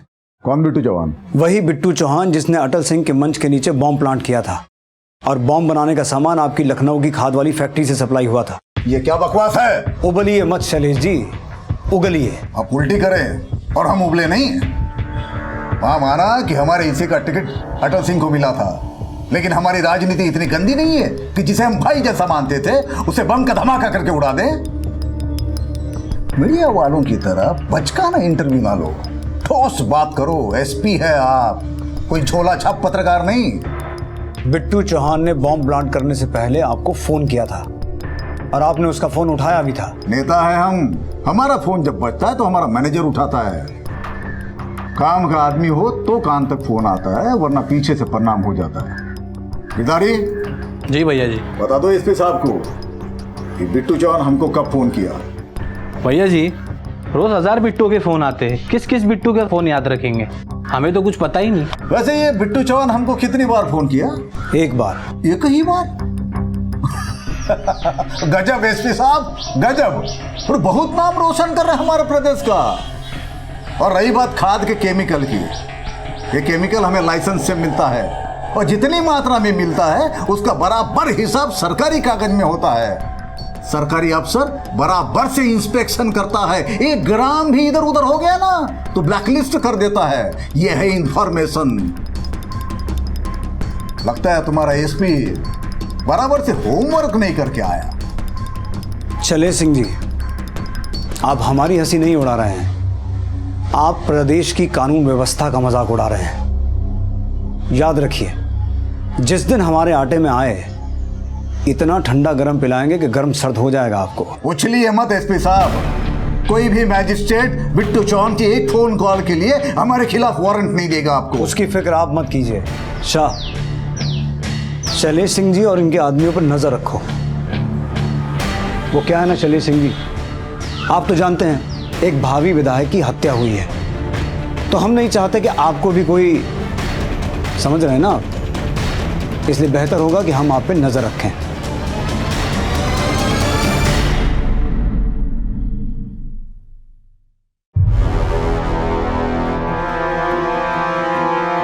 इधर बाबू, आखिर आप छूट ही गए। बहुत बहुत धन्यवाद। जैसा कि आप देख सकते हैं, अनीता और सिटी न्यूज की रिपोर्टर श्वेता के मर्डर केस में अरेस्ट हुए केदार सिंह को जमानत याचिका की मंजूरी से एक बहुत बड़ी राहत मिली है। माना जा रहा है इसके पीछे शैलेश सिंह और उनके वकील का बहुत बड़ा हाथ रहा है। देखिए, हमें बताते हुए खुशी हो रही है कि केदार सिंह जी हमारी नई पार्टी समाज शक्ति पार्टी की टिकट पर इस क्षेत्र से चुनाव लड़ने जा रहे हैं। इसका मतलब आप अपनी बहन के खिलाफ लड़ेंगे? कहीं आपके घर में पड़े दरार के संकेत तो नहीं है? पारिवारिक रिश्तों को राजनीतिक रंग मत दीजिए। मृदुला हमारी बहन है और शैलेश सिंह जी हमारे मित्र हैं। हाँ, ये बात जरूर है, हम मृदुला की विपक्षी पार्टी के उम्मीदवार हैं, लेकिन इसका मतलब ये नहीं कि मैं उससे राखी नहीं बनवाऊंगा। हम दोनों भाई बहनों का एक ही लक्ष्य है, जनता की सेवा करना, और हम उसके लिए तत्पर हैं। और ये चुनाव तो जनता का चुनाव है, वो तय करेंगी कि वो किसे चुनती है। सर, ये तो नया ट्विस्ट है। शैलेश सिंह मोहरा बना रहा है केदार को। वो जानता है इस सीट से जीतेगा तो अटल सिंह का खून ही, तो क्यों ना केदार को जिताकर राज बरकरार रखा जाए। अजी सुनती हो, आ गए हम।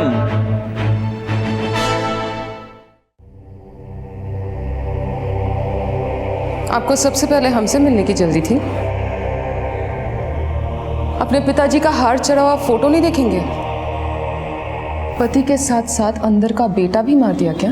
विरोधियों के साथ जाके हाथ मिला लिया? तू अपनी फिक्र कर, तेरी उम्र कैद बरकरार रखेंगे, न तलाक देंगे न रिहाई। भैया आप आ गए? अरे अरे, आओ आओ वीर भरतवाह, हमारे वनवास जाते ही राज्याभिषेक कर लिए और अब भैया भैया भैया भैया करके भरत मिलाप कर रहे हो। भैया आप गलत सोच रहे हैं। गलत तो तुम सब ने किया है हमारे साथ। एक एक जख्म याद रखें, और उस पे से हमारी बहन जो तबीयत से नमक छिड़कने पे लगी है। लेकिन याद रखना, घायल शेर लोमड़ियों से नहीं डरता। शेर भी अगर घर का भेदी बन जाए ना तो कहलाता विभीषण ही है। और राजनीति में राम तो कोई होता नहीं, सब रावण ही होते हैं। और लंका वो ही बचाता है जो लोमड़ी की तरह सोचे। ये तो चुनाव का फैसला बताएगा कि लंका किसकी होती है, लेकिन तुम्हारा भ्रम तोड़ने के लिए एक बात जरूर समझा देते हैं। बेटी को बाप का खून तो समझा जाता है, लेकिन वारिस लोग बेटे को ही मानते हैं। अटल सिंह का वोट हमें मिलेगा, तुम्हें नहीं। लिख लेना।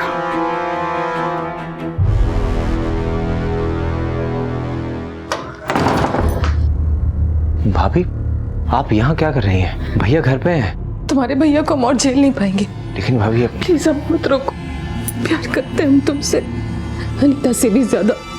प्लीज हमें ना ठुकराओ, हमें ना ठुकराओ प्लीज।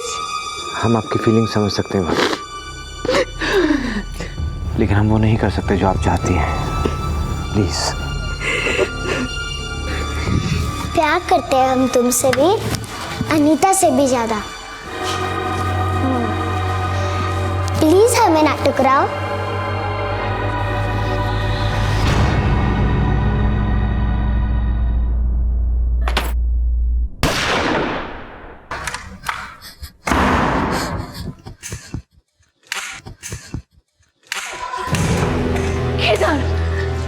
बेटा केदार, केदार भैया sir, point blank. Shah, body को पोस्टमार्टम के लिए भेजो और गन को बैलिस्टिक जांच के लिए।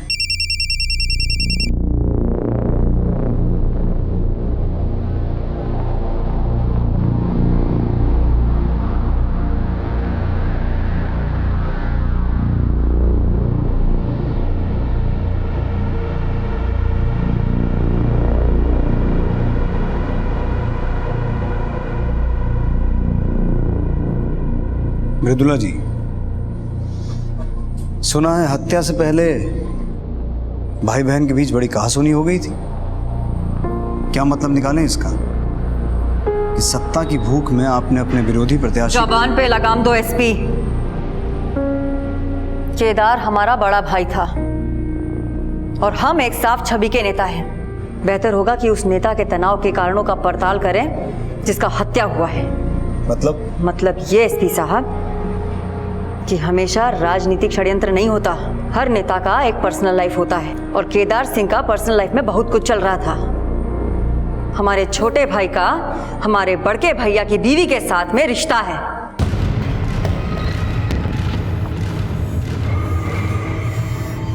शर्म नहीं आती तुझे अपने छोटे भाई और भाभी के ऊपर ऐसा लांछन लगाते हुए? हम झूठ नहीं बोल रहे हैं अम्मा।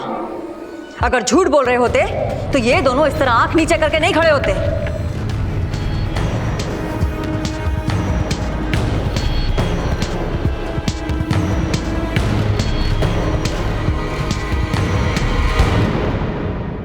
क्या लगता है ये देवर भाभी का कोई खेल तो नहीं है?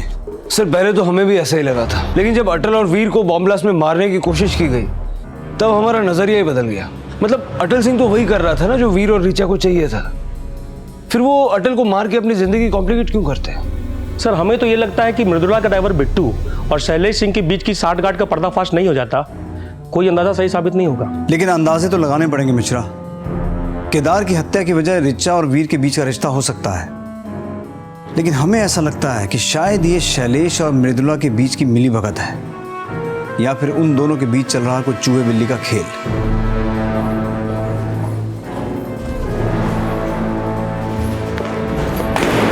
अपना सामान उठा और निकल जा यहाँ से। आप होती कौन है हमें इस घर से निकालने वाली? हम ये हमारे पति का घर है, हमारा बेटा वारिस है इस घर का। वो बच्चा बड़के भैया का है, उसका कोनो सबूत नहीं है। क्या पता कहाँ मुंह काला करके आई है। हम पर कालिक पोतने की कोशिश न कीजिएगा मृदुला दीदी। पुलिस के मन में आप चाहे जितना भी जहर क्यों ना घोल दे, ये कतई साबित नहीं कर पाएंगी कि केदार की जान हमने ली है।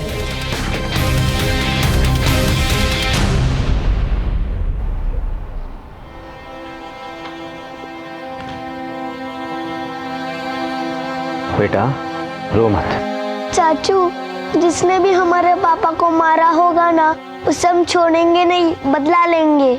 ऐसी बातें नहीं करते। सो जा, सो जा।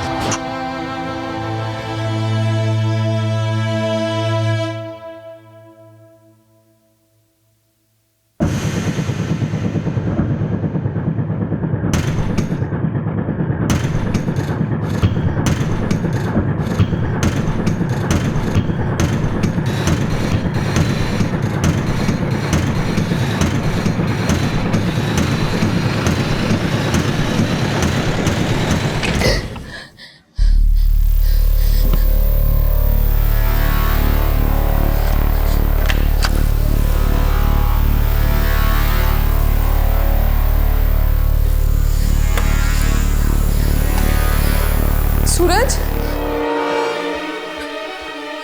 सूरज,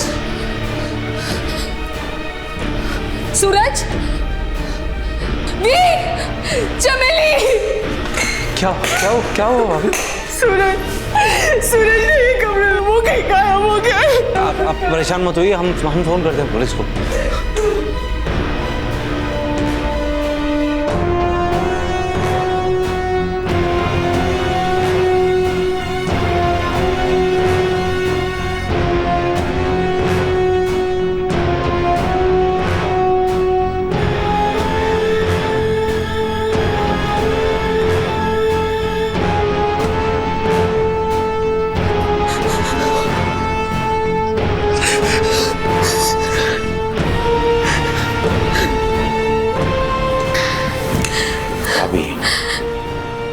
पे भरोसा रखिए, सूरज बिल्कुल ठीक होगा, आ जाएगा वापस घर।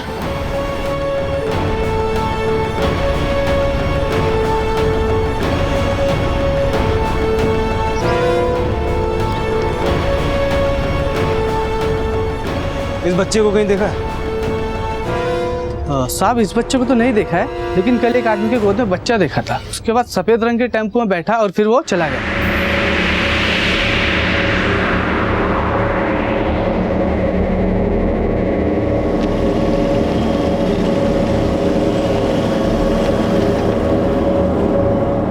कहाँ देखा? सर वो गांव के बाहर देखा था।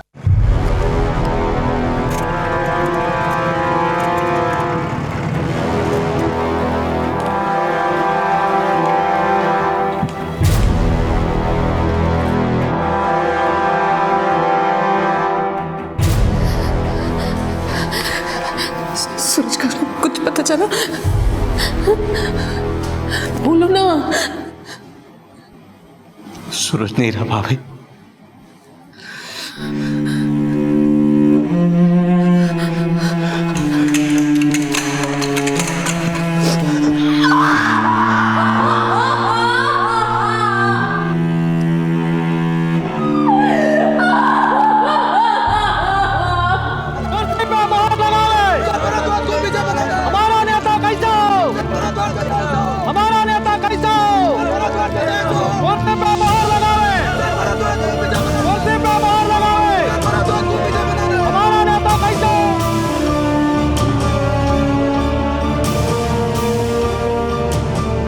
सर ये केस तो भुन ही नहीं रहा। भुन इसलिए नहीं रहा क्योंकि हमारी इन्वेस्टिगेशन की दिशा को बार बार भटकाया जा रहा है। सर हमको समझे नहीं। ये केस शुरू जरूर अनीता और श्वेता के मर्डर से हुआ था, लेकिन वो केवल भटकाव था, पुलिस की आंखों में धूल झोंकने के लिए। असल में ये केस ना तो सत्ता का है, ना औरत का और ना ही जायदाद का। ये केस है प्रतिशोध का, बदले का। गुनहगार का टारगेट है अटल सिंह का परिवार, जो एक एक करके इसके परिवार के सदस्यों को खत्म करना चाहता है। इसलिए अब हमारी इन्वेस्टिगेशन एक नए सिरे से शुरू होगी। बड़ा अजीब इत्तेफाक है, पहले घर के मुखिया अटल सिंह को मारा गया, फिर उनके बड़े बेटे केदार सिंह को, और फिर केदार सिंह के बेटे सूरज सिंह को। ऐसा कौन हो सकता है जो घर की 3 नस्लों का सफाया करके किसी बिल में छुपा बैठा है, या फिर अच्छाई का मुखौटा पहनकर इस घर के हितैषी होने का दिखावा कर रहा है? एसपी साहब, अब तक तो आप हम सबको अपने गिरेबान में झांकने का सुझाव दे रहे थे। अब पता चला दुश्मन घर का नहीं, कोई बाहर वाला है। घर का भेदी भी लंका ढा सकता है। आप अब भी हम सब पर उंगली उठा रहे हैं। आस्तीन के सांप दिखाई नहीं देते, हो सकता है जहर आपके अंदर भरा पड़ा हो। क्या बकवास है? आपके पास तो मकसद भी था और साथ भी। सर आप भी ना फिर से बीती बातों को लेकर बैठ गए।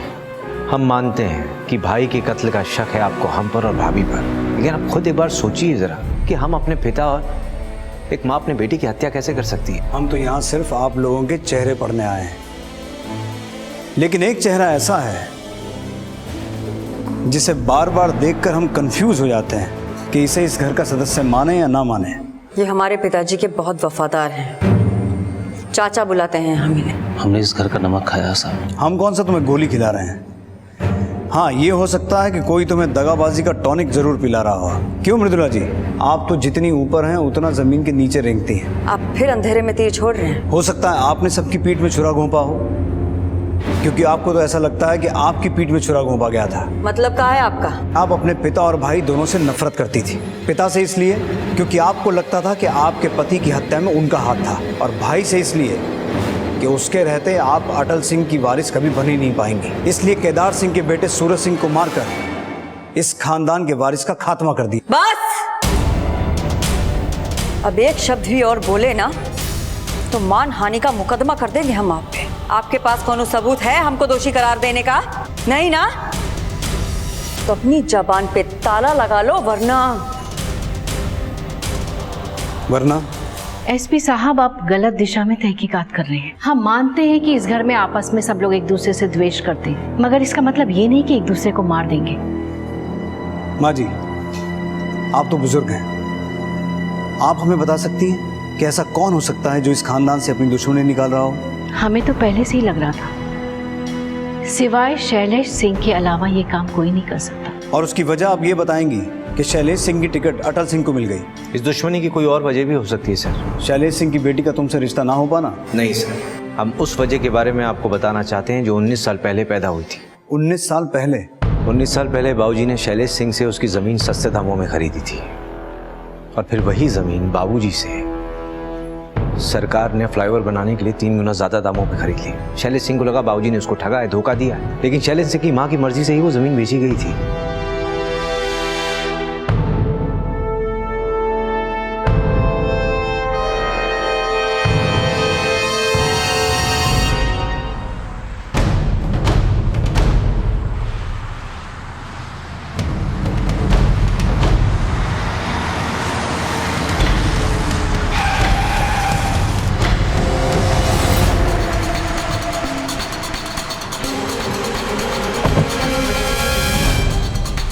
एसपी, ये क्या हो रहा है? देखो, इसका अंजाम ठीक नहीं होगा।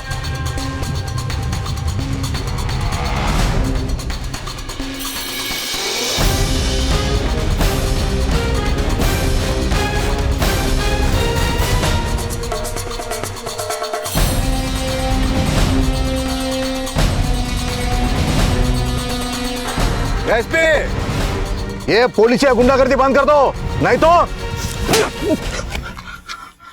तुम जैसे नेताओं को तलब करने के लिए कभी कभी ऐसा करना पड़ता है। तुम्हारे ऊपर वालों तक पहुंचे मेरी।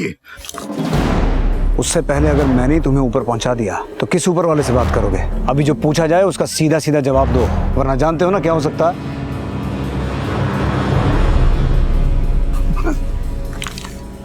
खींच दूं उंगली? पूछो पूछो, जो पूछना पूछ लो। ये बंदूक नीचे कर लो, नीचे करो। बोलो, क्या षड्यंत्र रचा तुम लोगों ने? आपको कोई कंफ्यूजन हो गया हमारे बारे में? हम कोई षड्यंत्र नहीं रच रहे हैं। अरे हम जानते तक नहीं ये बिट्टू चौहान है कौन और उसने हमारे नंबर पर फोन क्यों किया है। मतलब तुम अभी वहीं के वहीं खड़े हो जहां हमने तुम्हें छोड़ा था। देखिए, हम मानते हैं कि अटल सिंह के साथ हमारी कट्टर दुश्मनी थी, लेकिन हम इतने बेवकूफ नहीं कि उसके सारे खानदान को खत्म करके हमारा पॉलिटिकल करियर खत्म कर दें। तो शैलेश सिंह, अटल सिंह के वफादार सोहन सिंह का तुमसे मिलने का क्या राज था? किस राज की बात कर रहे हैं आप? ज्यादा चालाकी मत करो, हम सब कुछ पता करके आए हैं। जब से एक कांड शुरू हुआ है सोहन सिंह लगातार तुमसे मिल रहा था। इस कांड को अंजाम देने का षड्यंत्र रच रहे थे ना तुम? क्या योजना थी तुम्हारी? हम कोई योजना नहीं बना रहे थे। अरे वो दल बदलू तो हमारे पास काम मांगने के लिए आया था। वो कह रहा था कि अटल सिंह के सारे कारोबार के बारे में हमें जानकारी देगा। हाँ, कहानी अच्छी है साहब, ये कहानी नहीं है, सच है। तो फिर उसे रखा क्यों नहीं अपने पास? अगर तुम अटल सिंह को मारना नहीं चाहते थे तो सोहन सिंह को अपने पास रख के अटल सिंह को दिवालिया तो बना सकते थे। उसे हमारे पास रख के हम दिवालिया बन जाते तो, इसलिए हमने उसे काम पे नहीं रखा। हमें तो पहले से ही पूरा शक था कि अटल सिंह ने उसे भेजा हमारे पास हमारे कारोबार के बारे में जानकारी हासिल करने के लिए। शैलेश सिंह, आदमी तुम बहुत चालाक हो, लेकिन याद रखना, जिस दिन मुझे तुम्हारे खिलाफ एक सबूत मिल गया ना तो आपकी जूती और हमारा सर। हाँ,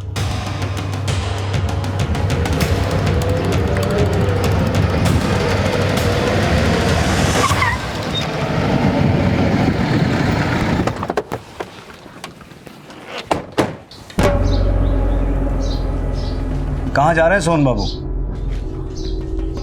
तीरथ पर जा रहे हैं साहब। क्यों, पाप बहुत बढ़ गए हैं क्या? कैसी बात कर रहे हैं साहब? दरअसल हम तो अटल जी के खानदान की सलामती के लिए दुआ करने के लिए जा रहे हैं साहब। तो शैलेश सिंह के पास नौकरी किसकी सलामती के लिए मांगने गए थे? शैलेश सिंह के पास नौकरी हम मांगेंगे? हाँ, अटल सिंह की पीठ में छुरा घोंपने की योजना तुमने शैलेश सिंह के साथ मिलकर बनाई थी। कैसी बात कर रहे हैं साहब?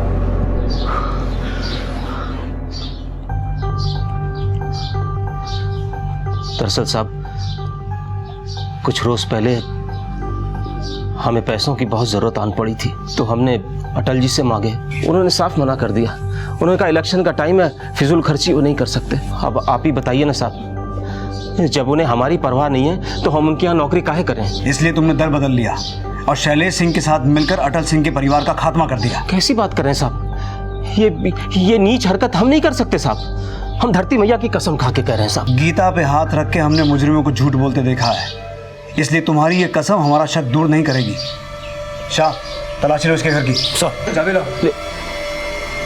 सब वो मिश्रा, वहाँ देखो, वहाँ देखो।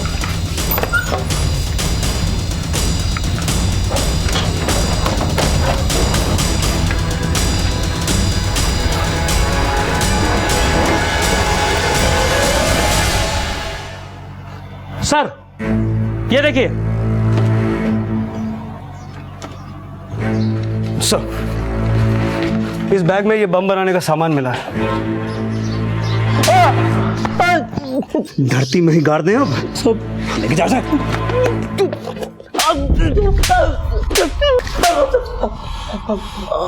हम सच कर रहे हैं साहब, हमने कुछ नहीं किया।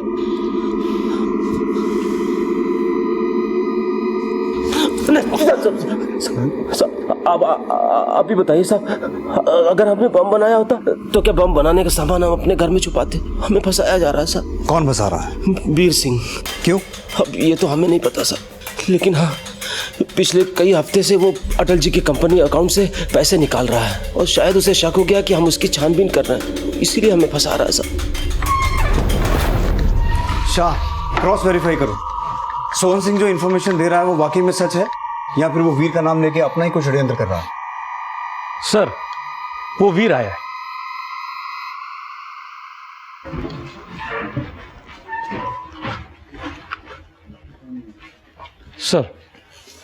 सर हम सोहन जी की अग्रिम जमानत लेकर आए हैं, आप उनको गिरफ्तार नहीं कर सकते।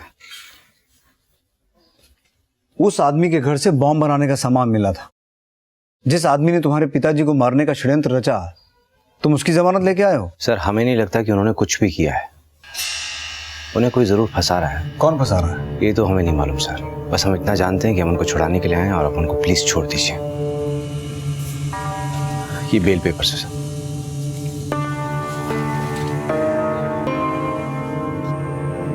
आइए। तुम्हारी हिम्मत कैसे हुई यहाँ आने की? दीदी हमने जमानत कराई है इनकी। क्या? तुम इसकी जमानत कैसे करवा सकते हो? इसने हमारे बाबूजी का जान लिया है। हमारे सूरज की जान ली है। तुम छोड़िए। भाभी भाभी सुनिए मेरी बात सुनिए, इन्होंने किसी की जान नहीं ली है, इनको सिर्फ फंसाया गया है। तुम भोले हो इसलिए इसकी बातों में आ गए, लेकिन हम इसकी बातों में नहीं आएंगे। ये है हत्यारा। हमने किसी को नहीं मारा है। तो फिर बॉम्ब बनाने का सामान तुम्हारा घर से कैसे मिला? हमसे ऐसा सवाल मत करो, अगर पूछना है तो अपने लाडले भाई से पूछो ना। बड़ी ही नीच और नमक हराम किस्म के आदमी हैं आप। अपने आप को बचाने के लिए तुम उसी इंसान पर इल्जाम लगा रहे हो जिसने तुम्हारी जमानत करवाई। जमानत हमें बचाने के लिए नहीं करवाई है, अपने आप को बचाने के लिए करवाई है। सोहन चाचा आप जो कुछ भी कहना चाहते हैं साफ साफ बोलिए ना। पिछले 3 हफ्ते से तुम्हारे इशू किए हुए चेक से कंपनी के अकाउंट से कैश निकाला जा रहा है। 2 करोड़ रुपया अभी तक निकाला जा चुका है। किन चेक्स की बात कर रहे हैं आप? मैंने कोई चेक इशू नहीं किए और ना ही कोई पैसा निकाला है। क्या वीर को वाकई नहीं मालूम था कि उसके द्वारा साइन किए हुए सेल्फ बेयरर चेक्स के जरिए उसके पिता की कंपनी से पैसे निकाले जा रहे थे, या फिर वो दिखावा कर रहा था? जाहिर था कि इस खुलासे के बाद वीर के परिवार का विश्वास उस पर से डगमगाने लगा था। इन सब बातों से यही अनुमान लगाया जा सकता था कि या तो भोला भाला दिखने वाला वीर सच में इन सब वारदातों के पीछे था, या फिर बाकियों की तरह वो भी परिस्थिति का फायदा उठाकर अपना उल्लू सीधा करने में लगा था। लेकिन जब पुलिस ने इन कारणों की तहकीकात शुरू की तो एक और षड्यंत्रपूर्ण कहानी उभर कर सामने आई।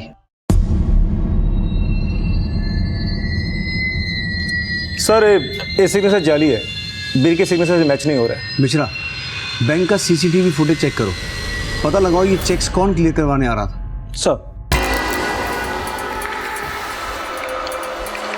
सर ये देखिए, बैंक के टोकन के हिसाब से ये आदमी पैसे निकलवाने आया था। मुझे ये आदमी जल्द से जल्द चाहिए। सर बोल, किसने दिए थे तुझे ये चेक? बोल बोल। बताता हूँ रिचा के कहने पे साहब। रिचा से क्या कनेक्शन है तेरा? रिचा हमारी गर्लफ्रेंड है, सारे चेक्स उसी ने हमें दी। धीरे धीरे सारे पैसे निकाल के भाग जाने का प्लान था साहब।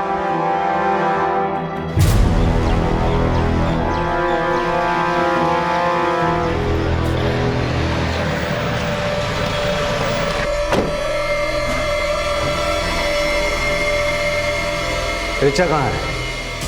अपना कमरे में होगी। पर आज का पूछने आए आप उससे? जिन चेक से वीर के जाली साइन लेकर पैसे निकाले गए थे उसमें रिचा का हाथ है। रिचा को लेकर आओ। सर, आपको फिर से कोई गलतफहमी हो रही है। रिचा, हमें कोई गलतफहमी नहीं हुई है। पैसे निकालने के बाद रिचा का अपने बॉयफ्रेंड के साथ भागने का प्लान था। बॉयफ्रेंड? देख लिया अम्मा, हम आपको बड़के भैया के कत्ल वाले दिन से ही कह रहे हैं कि वो औरत हमारा खानदान पे एक बहुत बड़ा धब्बा है। अब तो हमको यकीन हो गया है कि हमारा बाबूजी का और सूरज का कत्ल उसी ने किया है। सर, रिचा कमरे में नहीं है। मिश्रा, अपने आदमियों से कहो गांव को चप्पा चप्पा छान मारे। मुझे हर हालत में रिचा चाहिए। सर,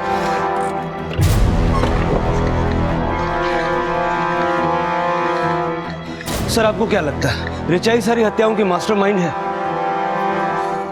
हो सकता है शाह, लेकिन वो अकेली औरत इतने बड़े कांड नहीं कर सकती। जरूर कोई उसके साथ मिला हुआ है। गोलू, तुम्हें पता है हम बहुत अकेले पड़ गए। सूरज भैया भी हमें छोड़कर चले गए और पापा भी।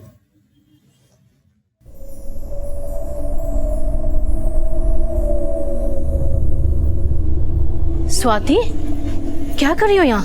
अंदर चलो, मना किया था ना तुझे बाहर जाने के लिए। क्या हुआ? दादी, हमने वहाँ किसी को देखा है। कोई नहीं है बेटा वहाँ। चलो अंदर, तुम चलो, आ जाओ आ जाओ। दादी, हम सच कह रहे हैं, हमने वहाँ सच में किसी को देखा था। किसको देखा था बेटा? उसने काले कपड़े पहने थे, एकदम ड्रैकुला जैसे। ड्रैकुला जैसा? आप उसको अंदर लेके चलिए, हम देखते हैं, हम चेक करके आते हैं।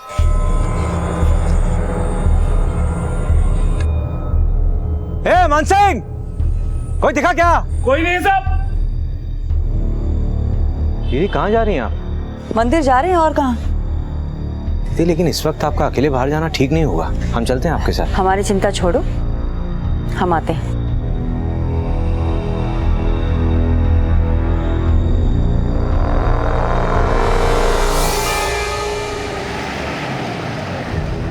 हमें शक है रिचा के साथ कोई और भी मिला हुआ है। पिछले कुछ दिनों में आपने रिचा को किसी और से मिलते हुए देखा है? ऐसा हमें तो कुछ मालूम नहीं सर। अगर आपको पूछना ही तो जाके उसके बॉयफ्रेंड से जाके पूछिए ना।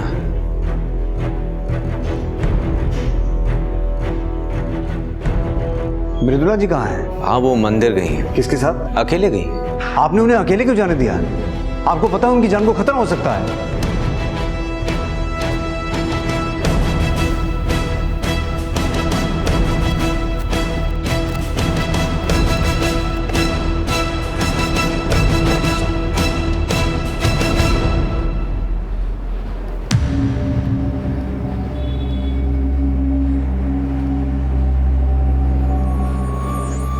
सर, मृदुला मंदिर आई नहीं। आई नहीं? वीर को कॉल करो। Switch off. घर पर भी कोई फोन नहीं उठा रहा सर। मूव।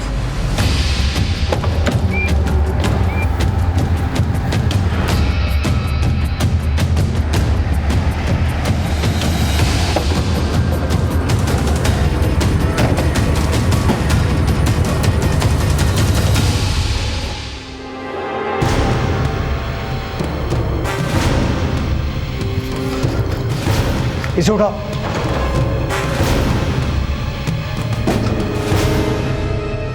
सांसें चल रही है, एम्बुलेंस बुलाओ जल्दी। सब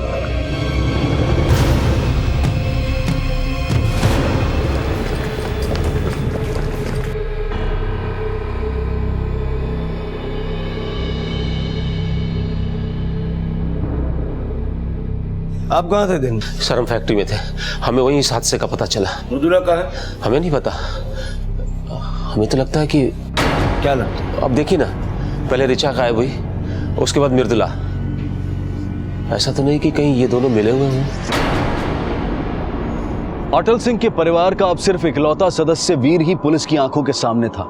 बाकी जिंदा बचे लोग आखिर कहां थे, इससे पुलिस भी सकते में थी। माना यह जा रहा था कि शायद रिचा ही थी जो अटल सिंह के किसी दुश्मन के साथ मिलकर अपने परिवार को नुकसान पहुंचा रही थी, लेकिन अपने बेटे सूरज की हत्या में उसका हाथ होना कहीं ना कहीं उसकी भागीदारी पर प्रश्न चिन्ह खड़े कर रहा था। लेकिन मृदुला के गायब होने के बाद वीर के परिवार पर हुए हमले की कहानी इन हादसों में मृदुला की भूमिका पर भी सवाल खड़े कर रही थी और सोहन सिंह का मृदुला और ऋचा के मिले होने का संकेत देना उसे भी पुलिस की शक की सूची में शामिल कर रहा था। फिलहाल पुलिस को इंतजार था वीर के होश में आने का और साथ ही साथ वो इस तलाश में भी जुटी थी कि आखिर वीर की मां मीनाक्षी और भतीजी स्वाति इस वक्त कहां हो सकते हैं। सर, वीर अब खतरे से बाहर है लेकिन अभी तक उसे होश नहीं आया। उसे जैसे ही होश आया हमें उसका बयान लेना है, क्योंकि अटल सिंह के घर जो कुछ भी हुआ उसमें वो अकेला आई विटनेस है। सर, फॉरेंसिक रिपोर्ट के हिसाब से बंगले से जो फ्रूट्स मिले हैं उसमें सेडेटिव्स है और बंगले की एक कार भी गायब है। इसका मतलब किडनैपर्स ने किडनैपिंग करने के लिए बंगले की गाड़ी यूज की। उस गाड़ी का नंबर हर चेक पोस्ट, हर टोल नाके पे सर्कुलेट करो। सर। शाह, तुम गांव चले जाओ, पता करो हाल फिलहाल में गांव के अंदर या आसपास किसी अनजान आदमी को देखा गया है। इससे हमें किडनैपर्स का कोई क्लू मिल सकता है।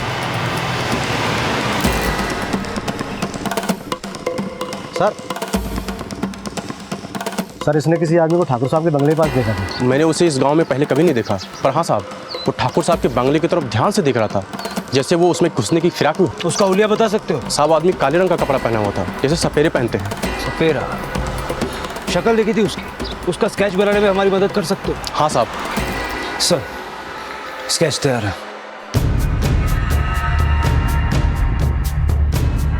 शाह, सोहन सिंह को बुलाओ। सर। पहचानते हो इसे? हाँ साहब, अच्छे से पहचानते हैं।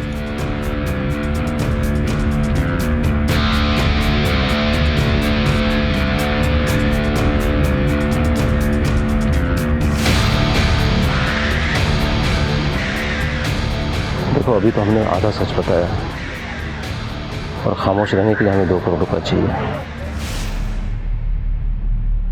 अगर सोहन सिंह की बताई कहानी सच्ची है तो इस आदमी के पास बहुत बड़ा मोटिव है अटल सिंह के परिवार से बदला लेने का। शाह, सोहन सिंह बता रहा था कि ये आदमी पथारा गांव में रह रहा था। तुम पथारा गांव जाओ और इस आदमी की तलाश शुरू करो। सर।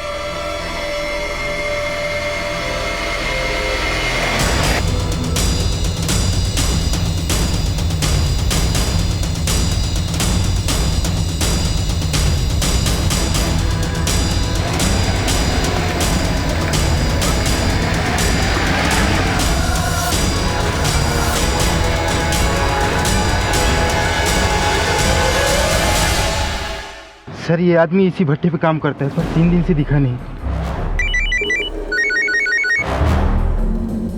सर, उस आदमी का पता चल गया है। पथारा गांव में एक ईंट की भट्टी पे काम करता है, लेकिन 3 दिन से गायब है। हो सकता है ये आदमी ऋचा या मृदुला से मिला हुआ हो। इसकी तलाश तेज कर दो। अटल सिंह की बीवी और पोती दोनों अगवा हैं और इस आदमी के जरिए हम उन तक पहुंच सकते हैं। सर।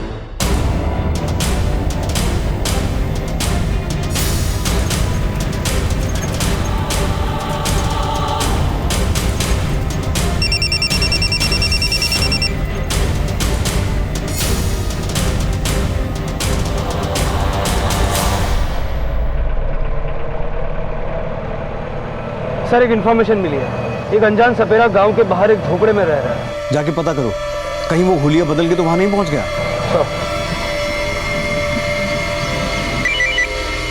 हाँ मिश्रा। सर, बंगले से जो कार गायब हुई थी उसे हाईवे के पास जंगल में दिखा गया है। हम वहीं जा रहे हैं सर। लोकेशन का एड्रेस SMS करो मुझे।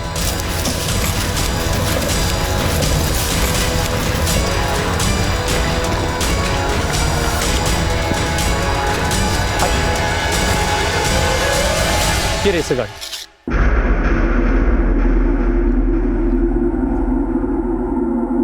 मिश्रा, गाड़ी में से कुछ मिला? नहीं सर, लगता है सारे सबूत मिटाने के बाद गाड़ी यहाँ छुपाई गई। फॉरेंसिक टीम को बुलाओ, शायद कोई लीड मिले। सर।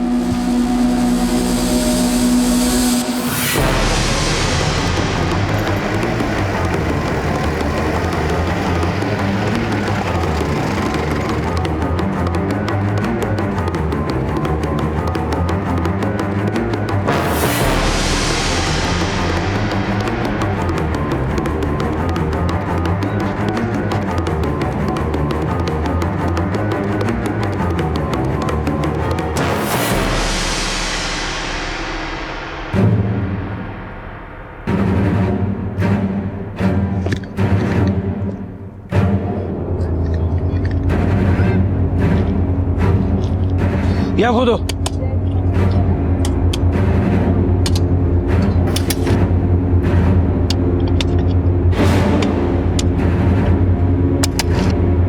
रुको रुको।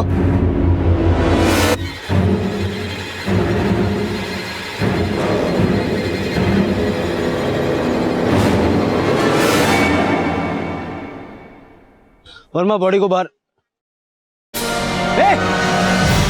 पकड़ा!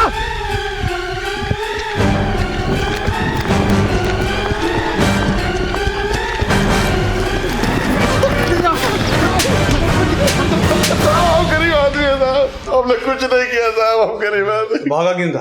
आप लोगों के डर से साहब। मासूम बनने का दिखावा मत कर, सब जानते हैं क्या हस्ती है तू। विजय सिंह हो ना तुम, अटल सिंह के छोटे भाई। नहीं नहीं साहब, हम तो गई। सब पता कर लिया है हमने, क्या अपराध किया था तूने 19 साल पहले। हाँ, हम अटल सिंह के भाई, लेकिन हमने कोई अपराध नहीं किया था, फंसाया गया था हमको। भैया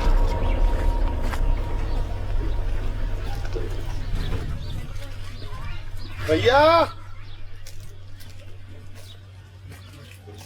भैया भैया ने खुद हमें वहां बुलाया था, हमारी कुछ समझ में नहीं आ रहा था, और गांव वाले हमें ना सिर्फ उस औरत का हत्यारा बल्कि। क्या सोच रहे हो? हमारा भाई है तो पक्ष लेंगे उसका, अपराध किए है तो सजा मिलेगी। भैया हम कुछ नहीं। हमारा तेरे से कोई रिश्ता नहीं, निकाल बाहर फेंको इसे गांव से। हमने कुछ नहीं किया, हम बहुत बोले पर भैया हमारी एक बात नहीं सुने, और गांव वाले हमें मार के गांव से बाहर निकाल दिए। 19 साल से हम खाना बदोशी की जिंदगी जी रहे हैं साहब, ना अपने घर आ सकते हैं ना अपने गांव आ सकते हैं। लेकिन तू वापस आया, अब ये बता कि किस मकसद से आया और किसके कहने पे आया। हम सुने थे कि अटल, उसके बेटे और पोते की हत्या हो गई है, तो हम अपनी भाभी से मिलने से अपने आप को रोक नहीं पाए साहब। तो फिर हमें देखकर भागा क्यों था, और ऐसे सपेरा बन के क्यों घूम रहा है? हमारा गांव में आना जाना मना, इसके लिए हम ये भेष बदल के घूम रहे हैं साहब, और भागे थे आप लोगों के डर से साहब। भागा इसलिए था क्योंकि मृदुला को मारकर उसकी लाश झोपड़े के पास गड्ढे में छुपा रखी थी। हमने तो 19 साल से मृदुला को नहीं देखा है, और हम अपने भतीजे को क्या मारेंगे साहब? रिचा कहाँ है? कौन रिचा? जब तक ये सच न बोले वर्मा, जम के धुनाई करो इसकी। साहब हमने कुछ नहीं किया साहब, हमने कुछ नहीं किया, हमने कुछ नहीं। हेलो, ओके सर, हॉस्पिटल से फोन आया था, वीर को होश आ गया। ठीक है, तुम हॉस्पिटल जाओ। सर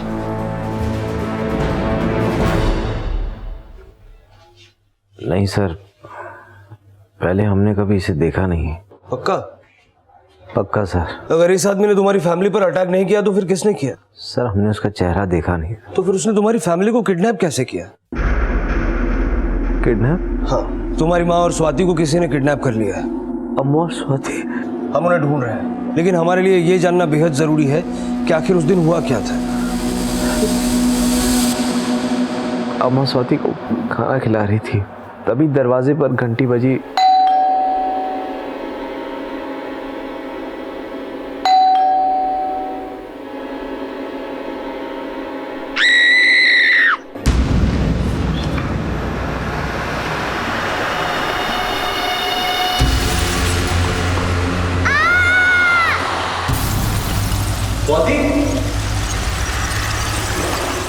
सर अम्मा और स्वाति, प्लीज ढूंढिए सर उनको। हम पर भरोसा रखो, हम उन्हें जल्द से जल्द ढूंढ लेंगे। सर, ना ही वीर विजय को पहचान पाया और ना ही विजय ये कबूल कर रहा है कि उसने कुछ भी किया है। अगर विजय ने वहां हमला नहीं किया तो उसके अलावा कौन हो सकता है? हाँ मिश्रा, ठीक है, हम पहुंचते हैं। सर, सोहन ने दिल्ली की टिकट्स बुक करवाई हैं, वो फिर से भागने की फिराक में है।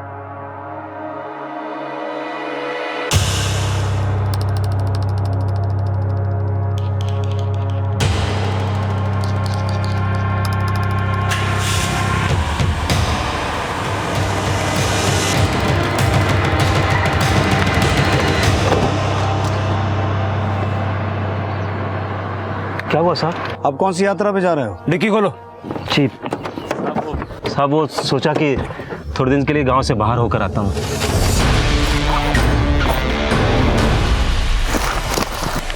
सर,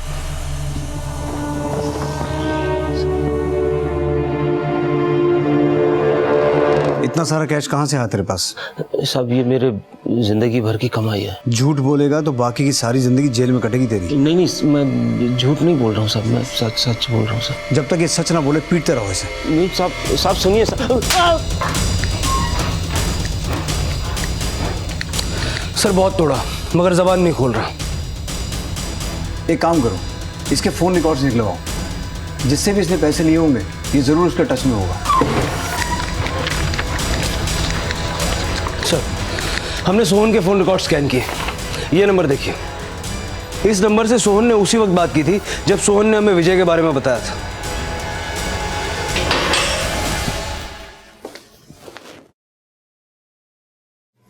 ये नंबर किसका है? किससे बात की थी तूने हमें विजय के बारे में इंफॉर्मेशन देने के बाद? देखो अभी तो हमने आधा सच बताया है और खामोश रहने के लिए हमें 2 करोड़ रुपए चाहिए।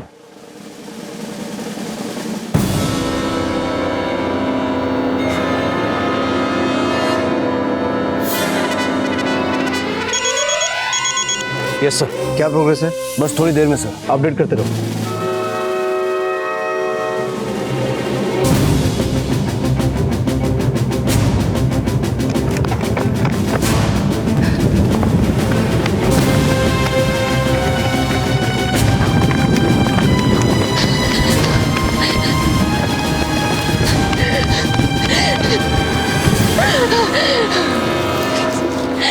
प्लीज मुझे छोड़ दो,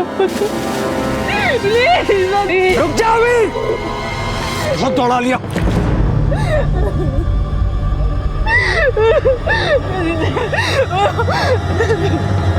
जो अपने जिस्म को काट कर खुद को पीड़ित दिखाने का दिखावा कर सकता है, उसकी तुलना किससे की जाए? खून पीने वाले दरिंदे से, या उस छोटी सी दीमक से जो अपने पे आ जाए तो आशियाने जर्जर कर देती है। दरिंदे और दीमक तो बहुत छोटे से उदाहरण ले लिए साहब आपने हमारे लिए। हम तो सर पे कफन मान के चले थे। हम तो सोचे थे कि मारने वाले को ऐसी मौत दें कि वो 5 तत्वों में विलीन भी ना हो पाए, लेकिन हर मरने वाला हमारा दुश्मन था भी नहीं ना सर। कुछ मौतें तो ईंधन का काम करती रही इस तबाही की आग में। बेचारी अनीता, हमारे प्यार के नाम पे कुर्बान होना पड़ा सर उसे, और जरिया बने बिट्टू बाबू, जो चंद पैसों के लिए केदार सिंह को फंसाने का मोहरा बना हमारे लिए।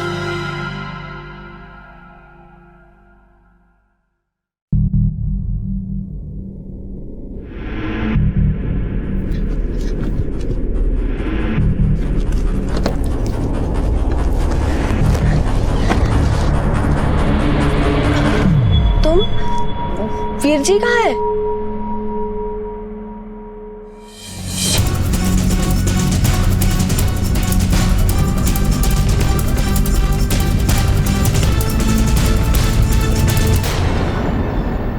तुम बताते क्यों नहीं? वीर जी कहाँ है? लेकिन अनीता की कुर्बानी भी केदार सिंह का कुछ बिगाड़ नहीं सकी सर। फिर हमने इस्तेमाल किया केदार सिंह की रखेल श्वेता का। क्या हुआ? मुझे यहाँ पे क्यों बुलाया? केदार कहाँ है? अंदर है।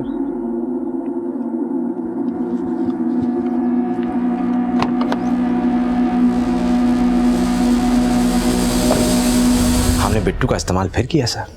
बॉम्ब प्लान करवाया हमने उससे अटल सिंह के मंच के ठीक नीचे। बहुत अफसोस हुआ हमें, साला बच गया। इसलिए तूने अटल सिंह को हॉस्पिटल में मरवा दिया? मरवाया नहीं सर, हमने खुद मारा उस साले को अपने हाथों से। लाइट कैसे चला गया? पता नहीं सर। तुम्हारे अस्पताल में पावर बैकअप जैसी चीज नहीं है क्या? है सर, पर पता नहीं है कैसे। कौन है? सर रुक, रुक, रुक।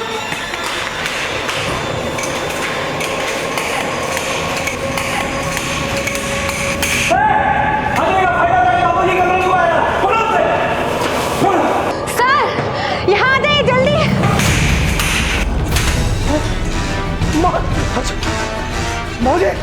अटल सिंह के बाद अगला नंबर था केदार बाबू का, क्योंकि उन्होंने अपनी बेटी के मुंह से अनीता के बारे में सुन लिया था।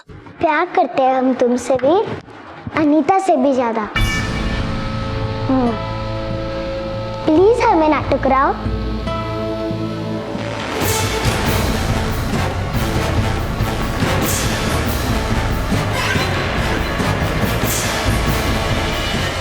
क्या हुआ भैया, आपने मुझे बुलाया?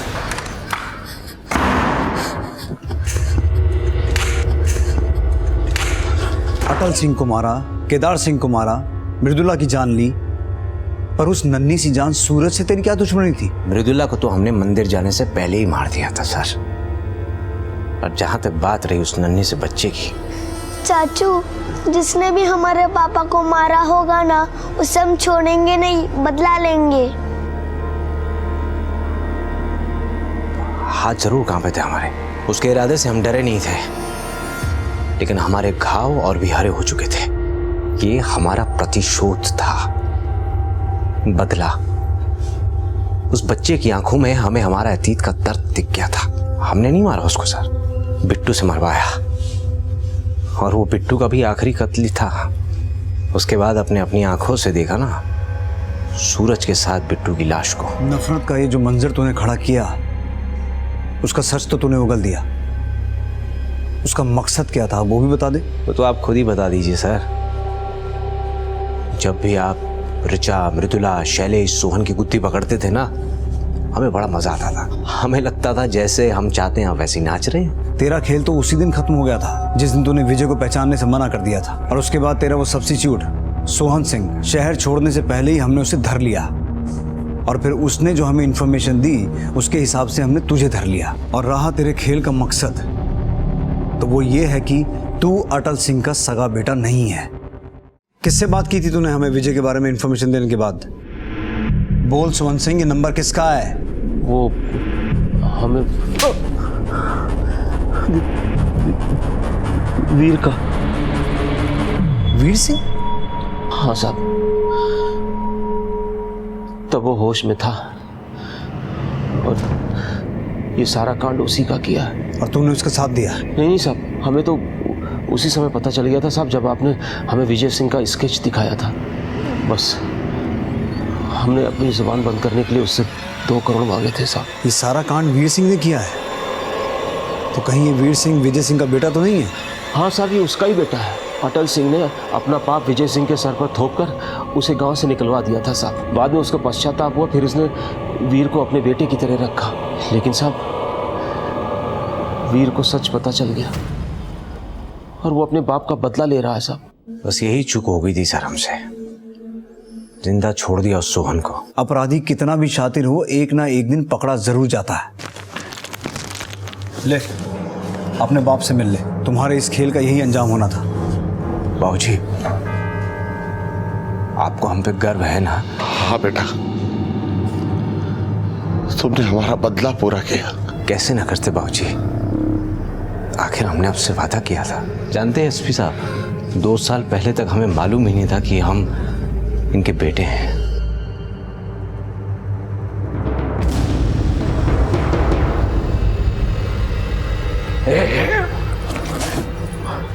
कहाँ निकाला इसे?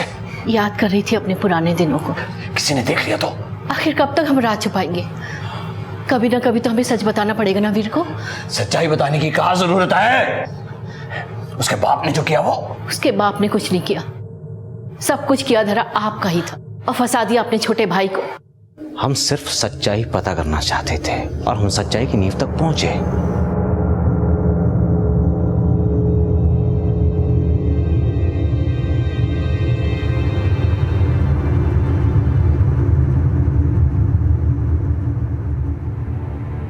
और फिर एक दिन हम बाबूजी से मिले।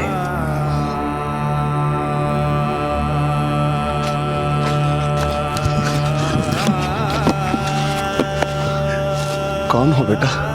हम आपके बेटे हैं, वीर।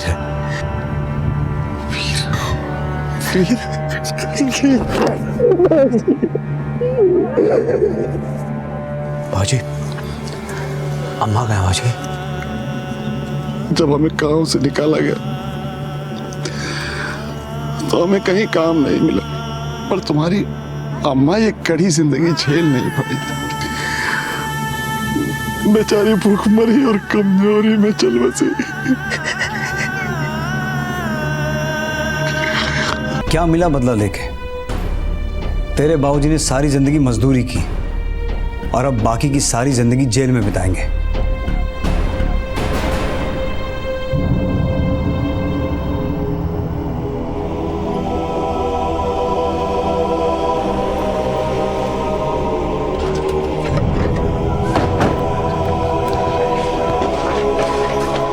बाहर दौड़ो।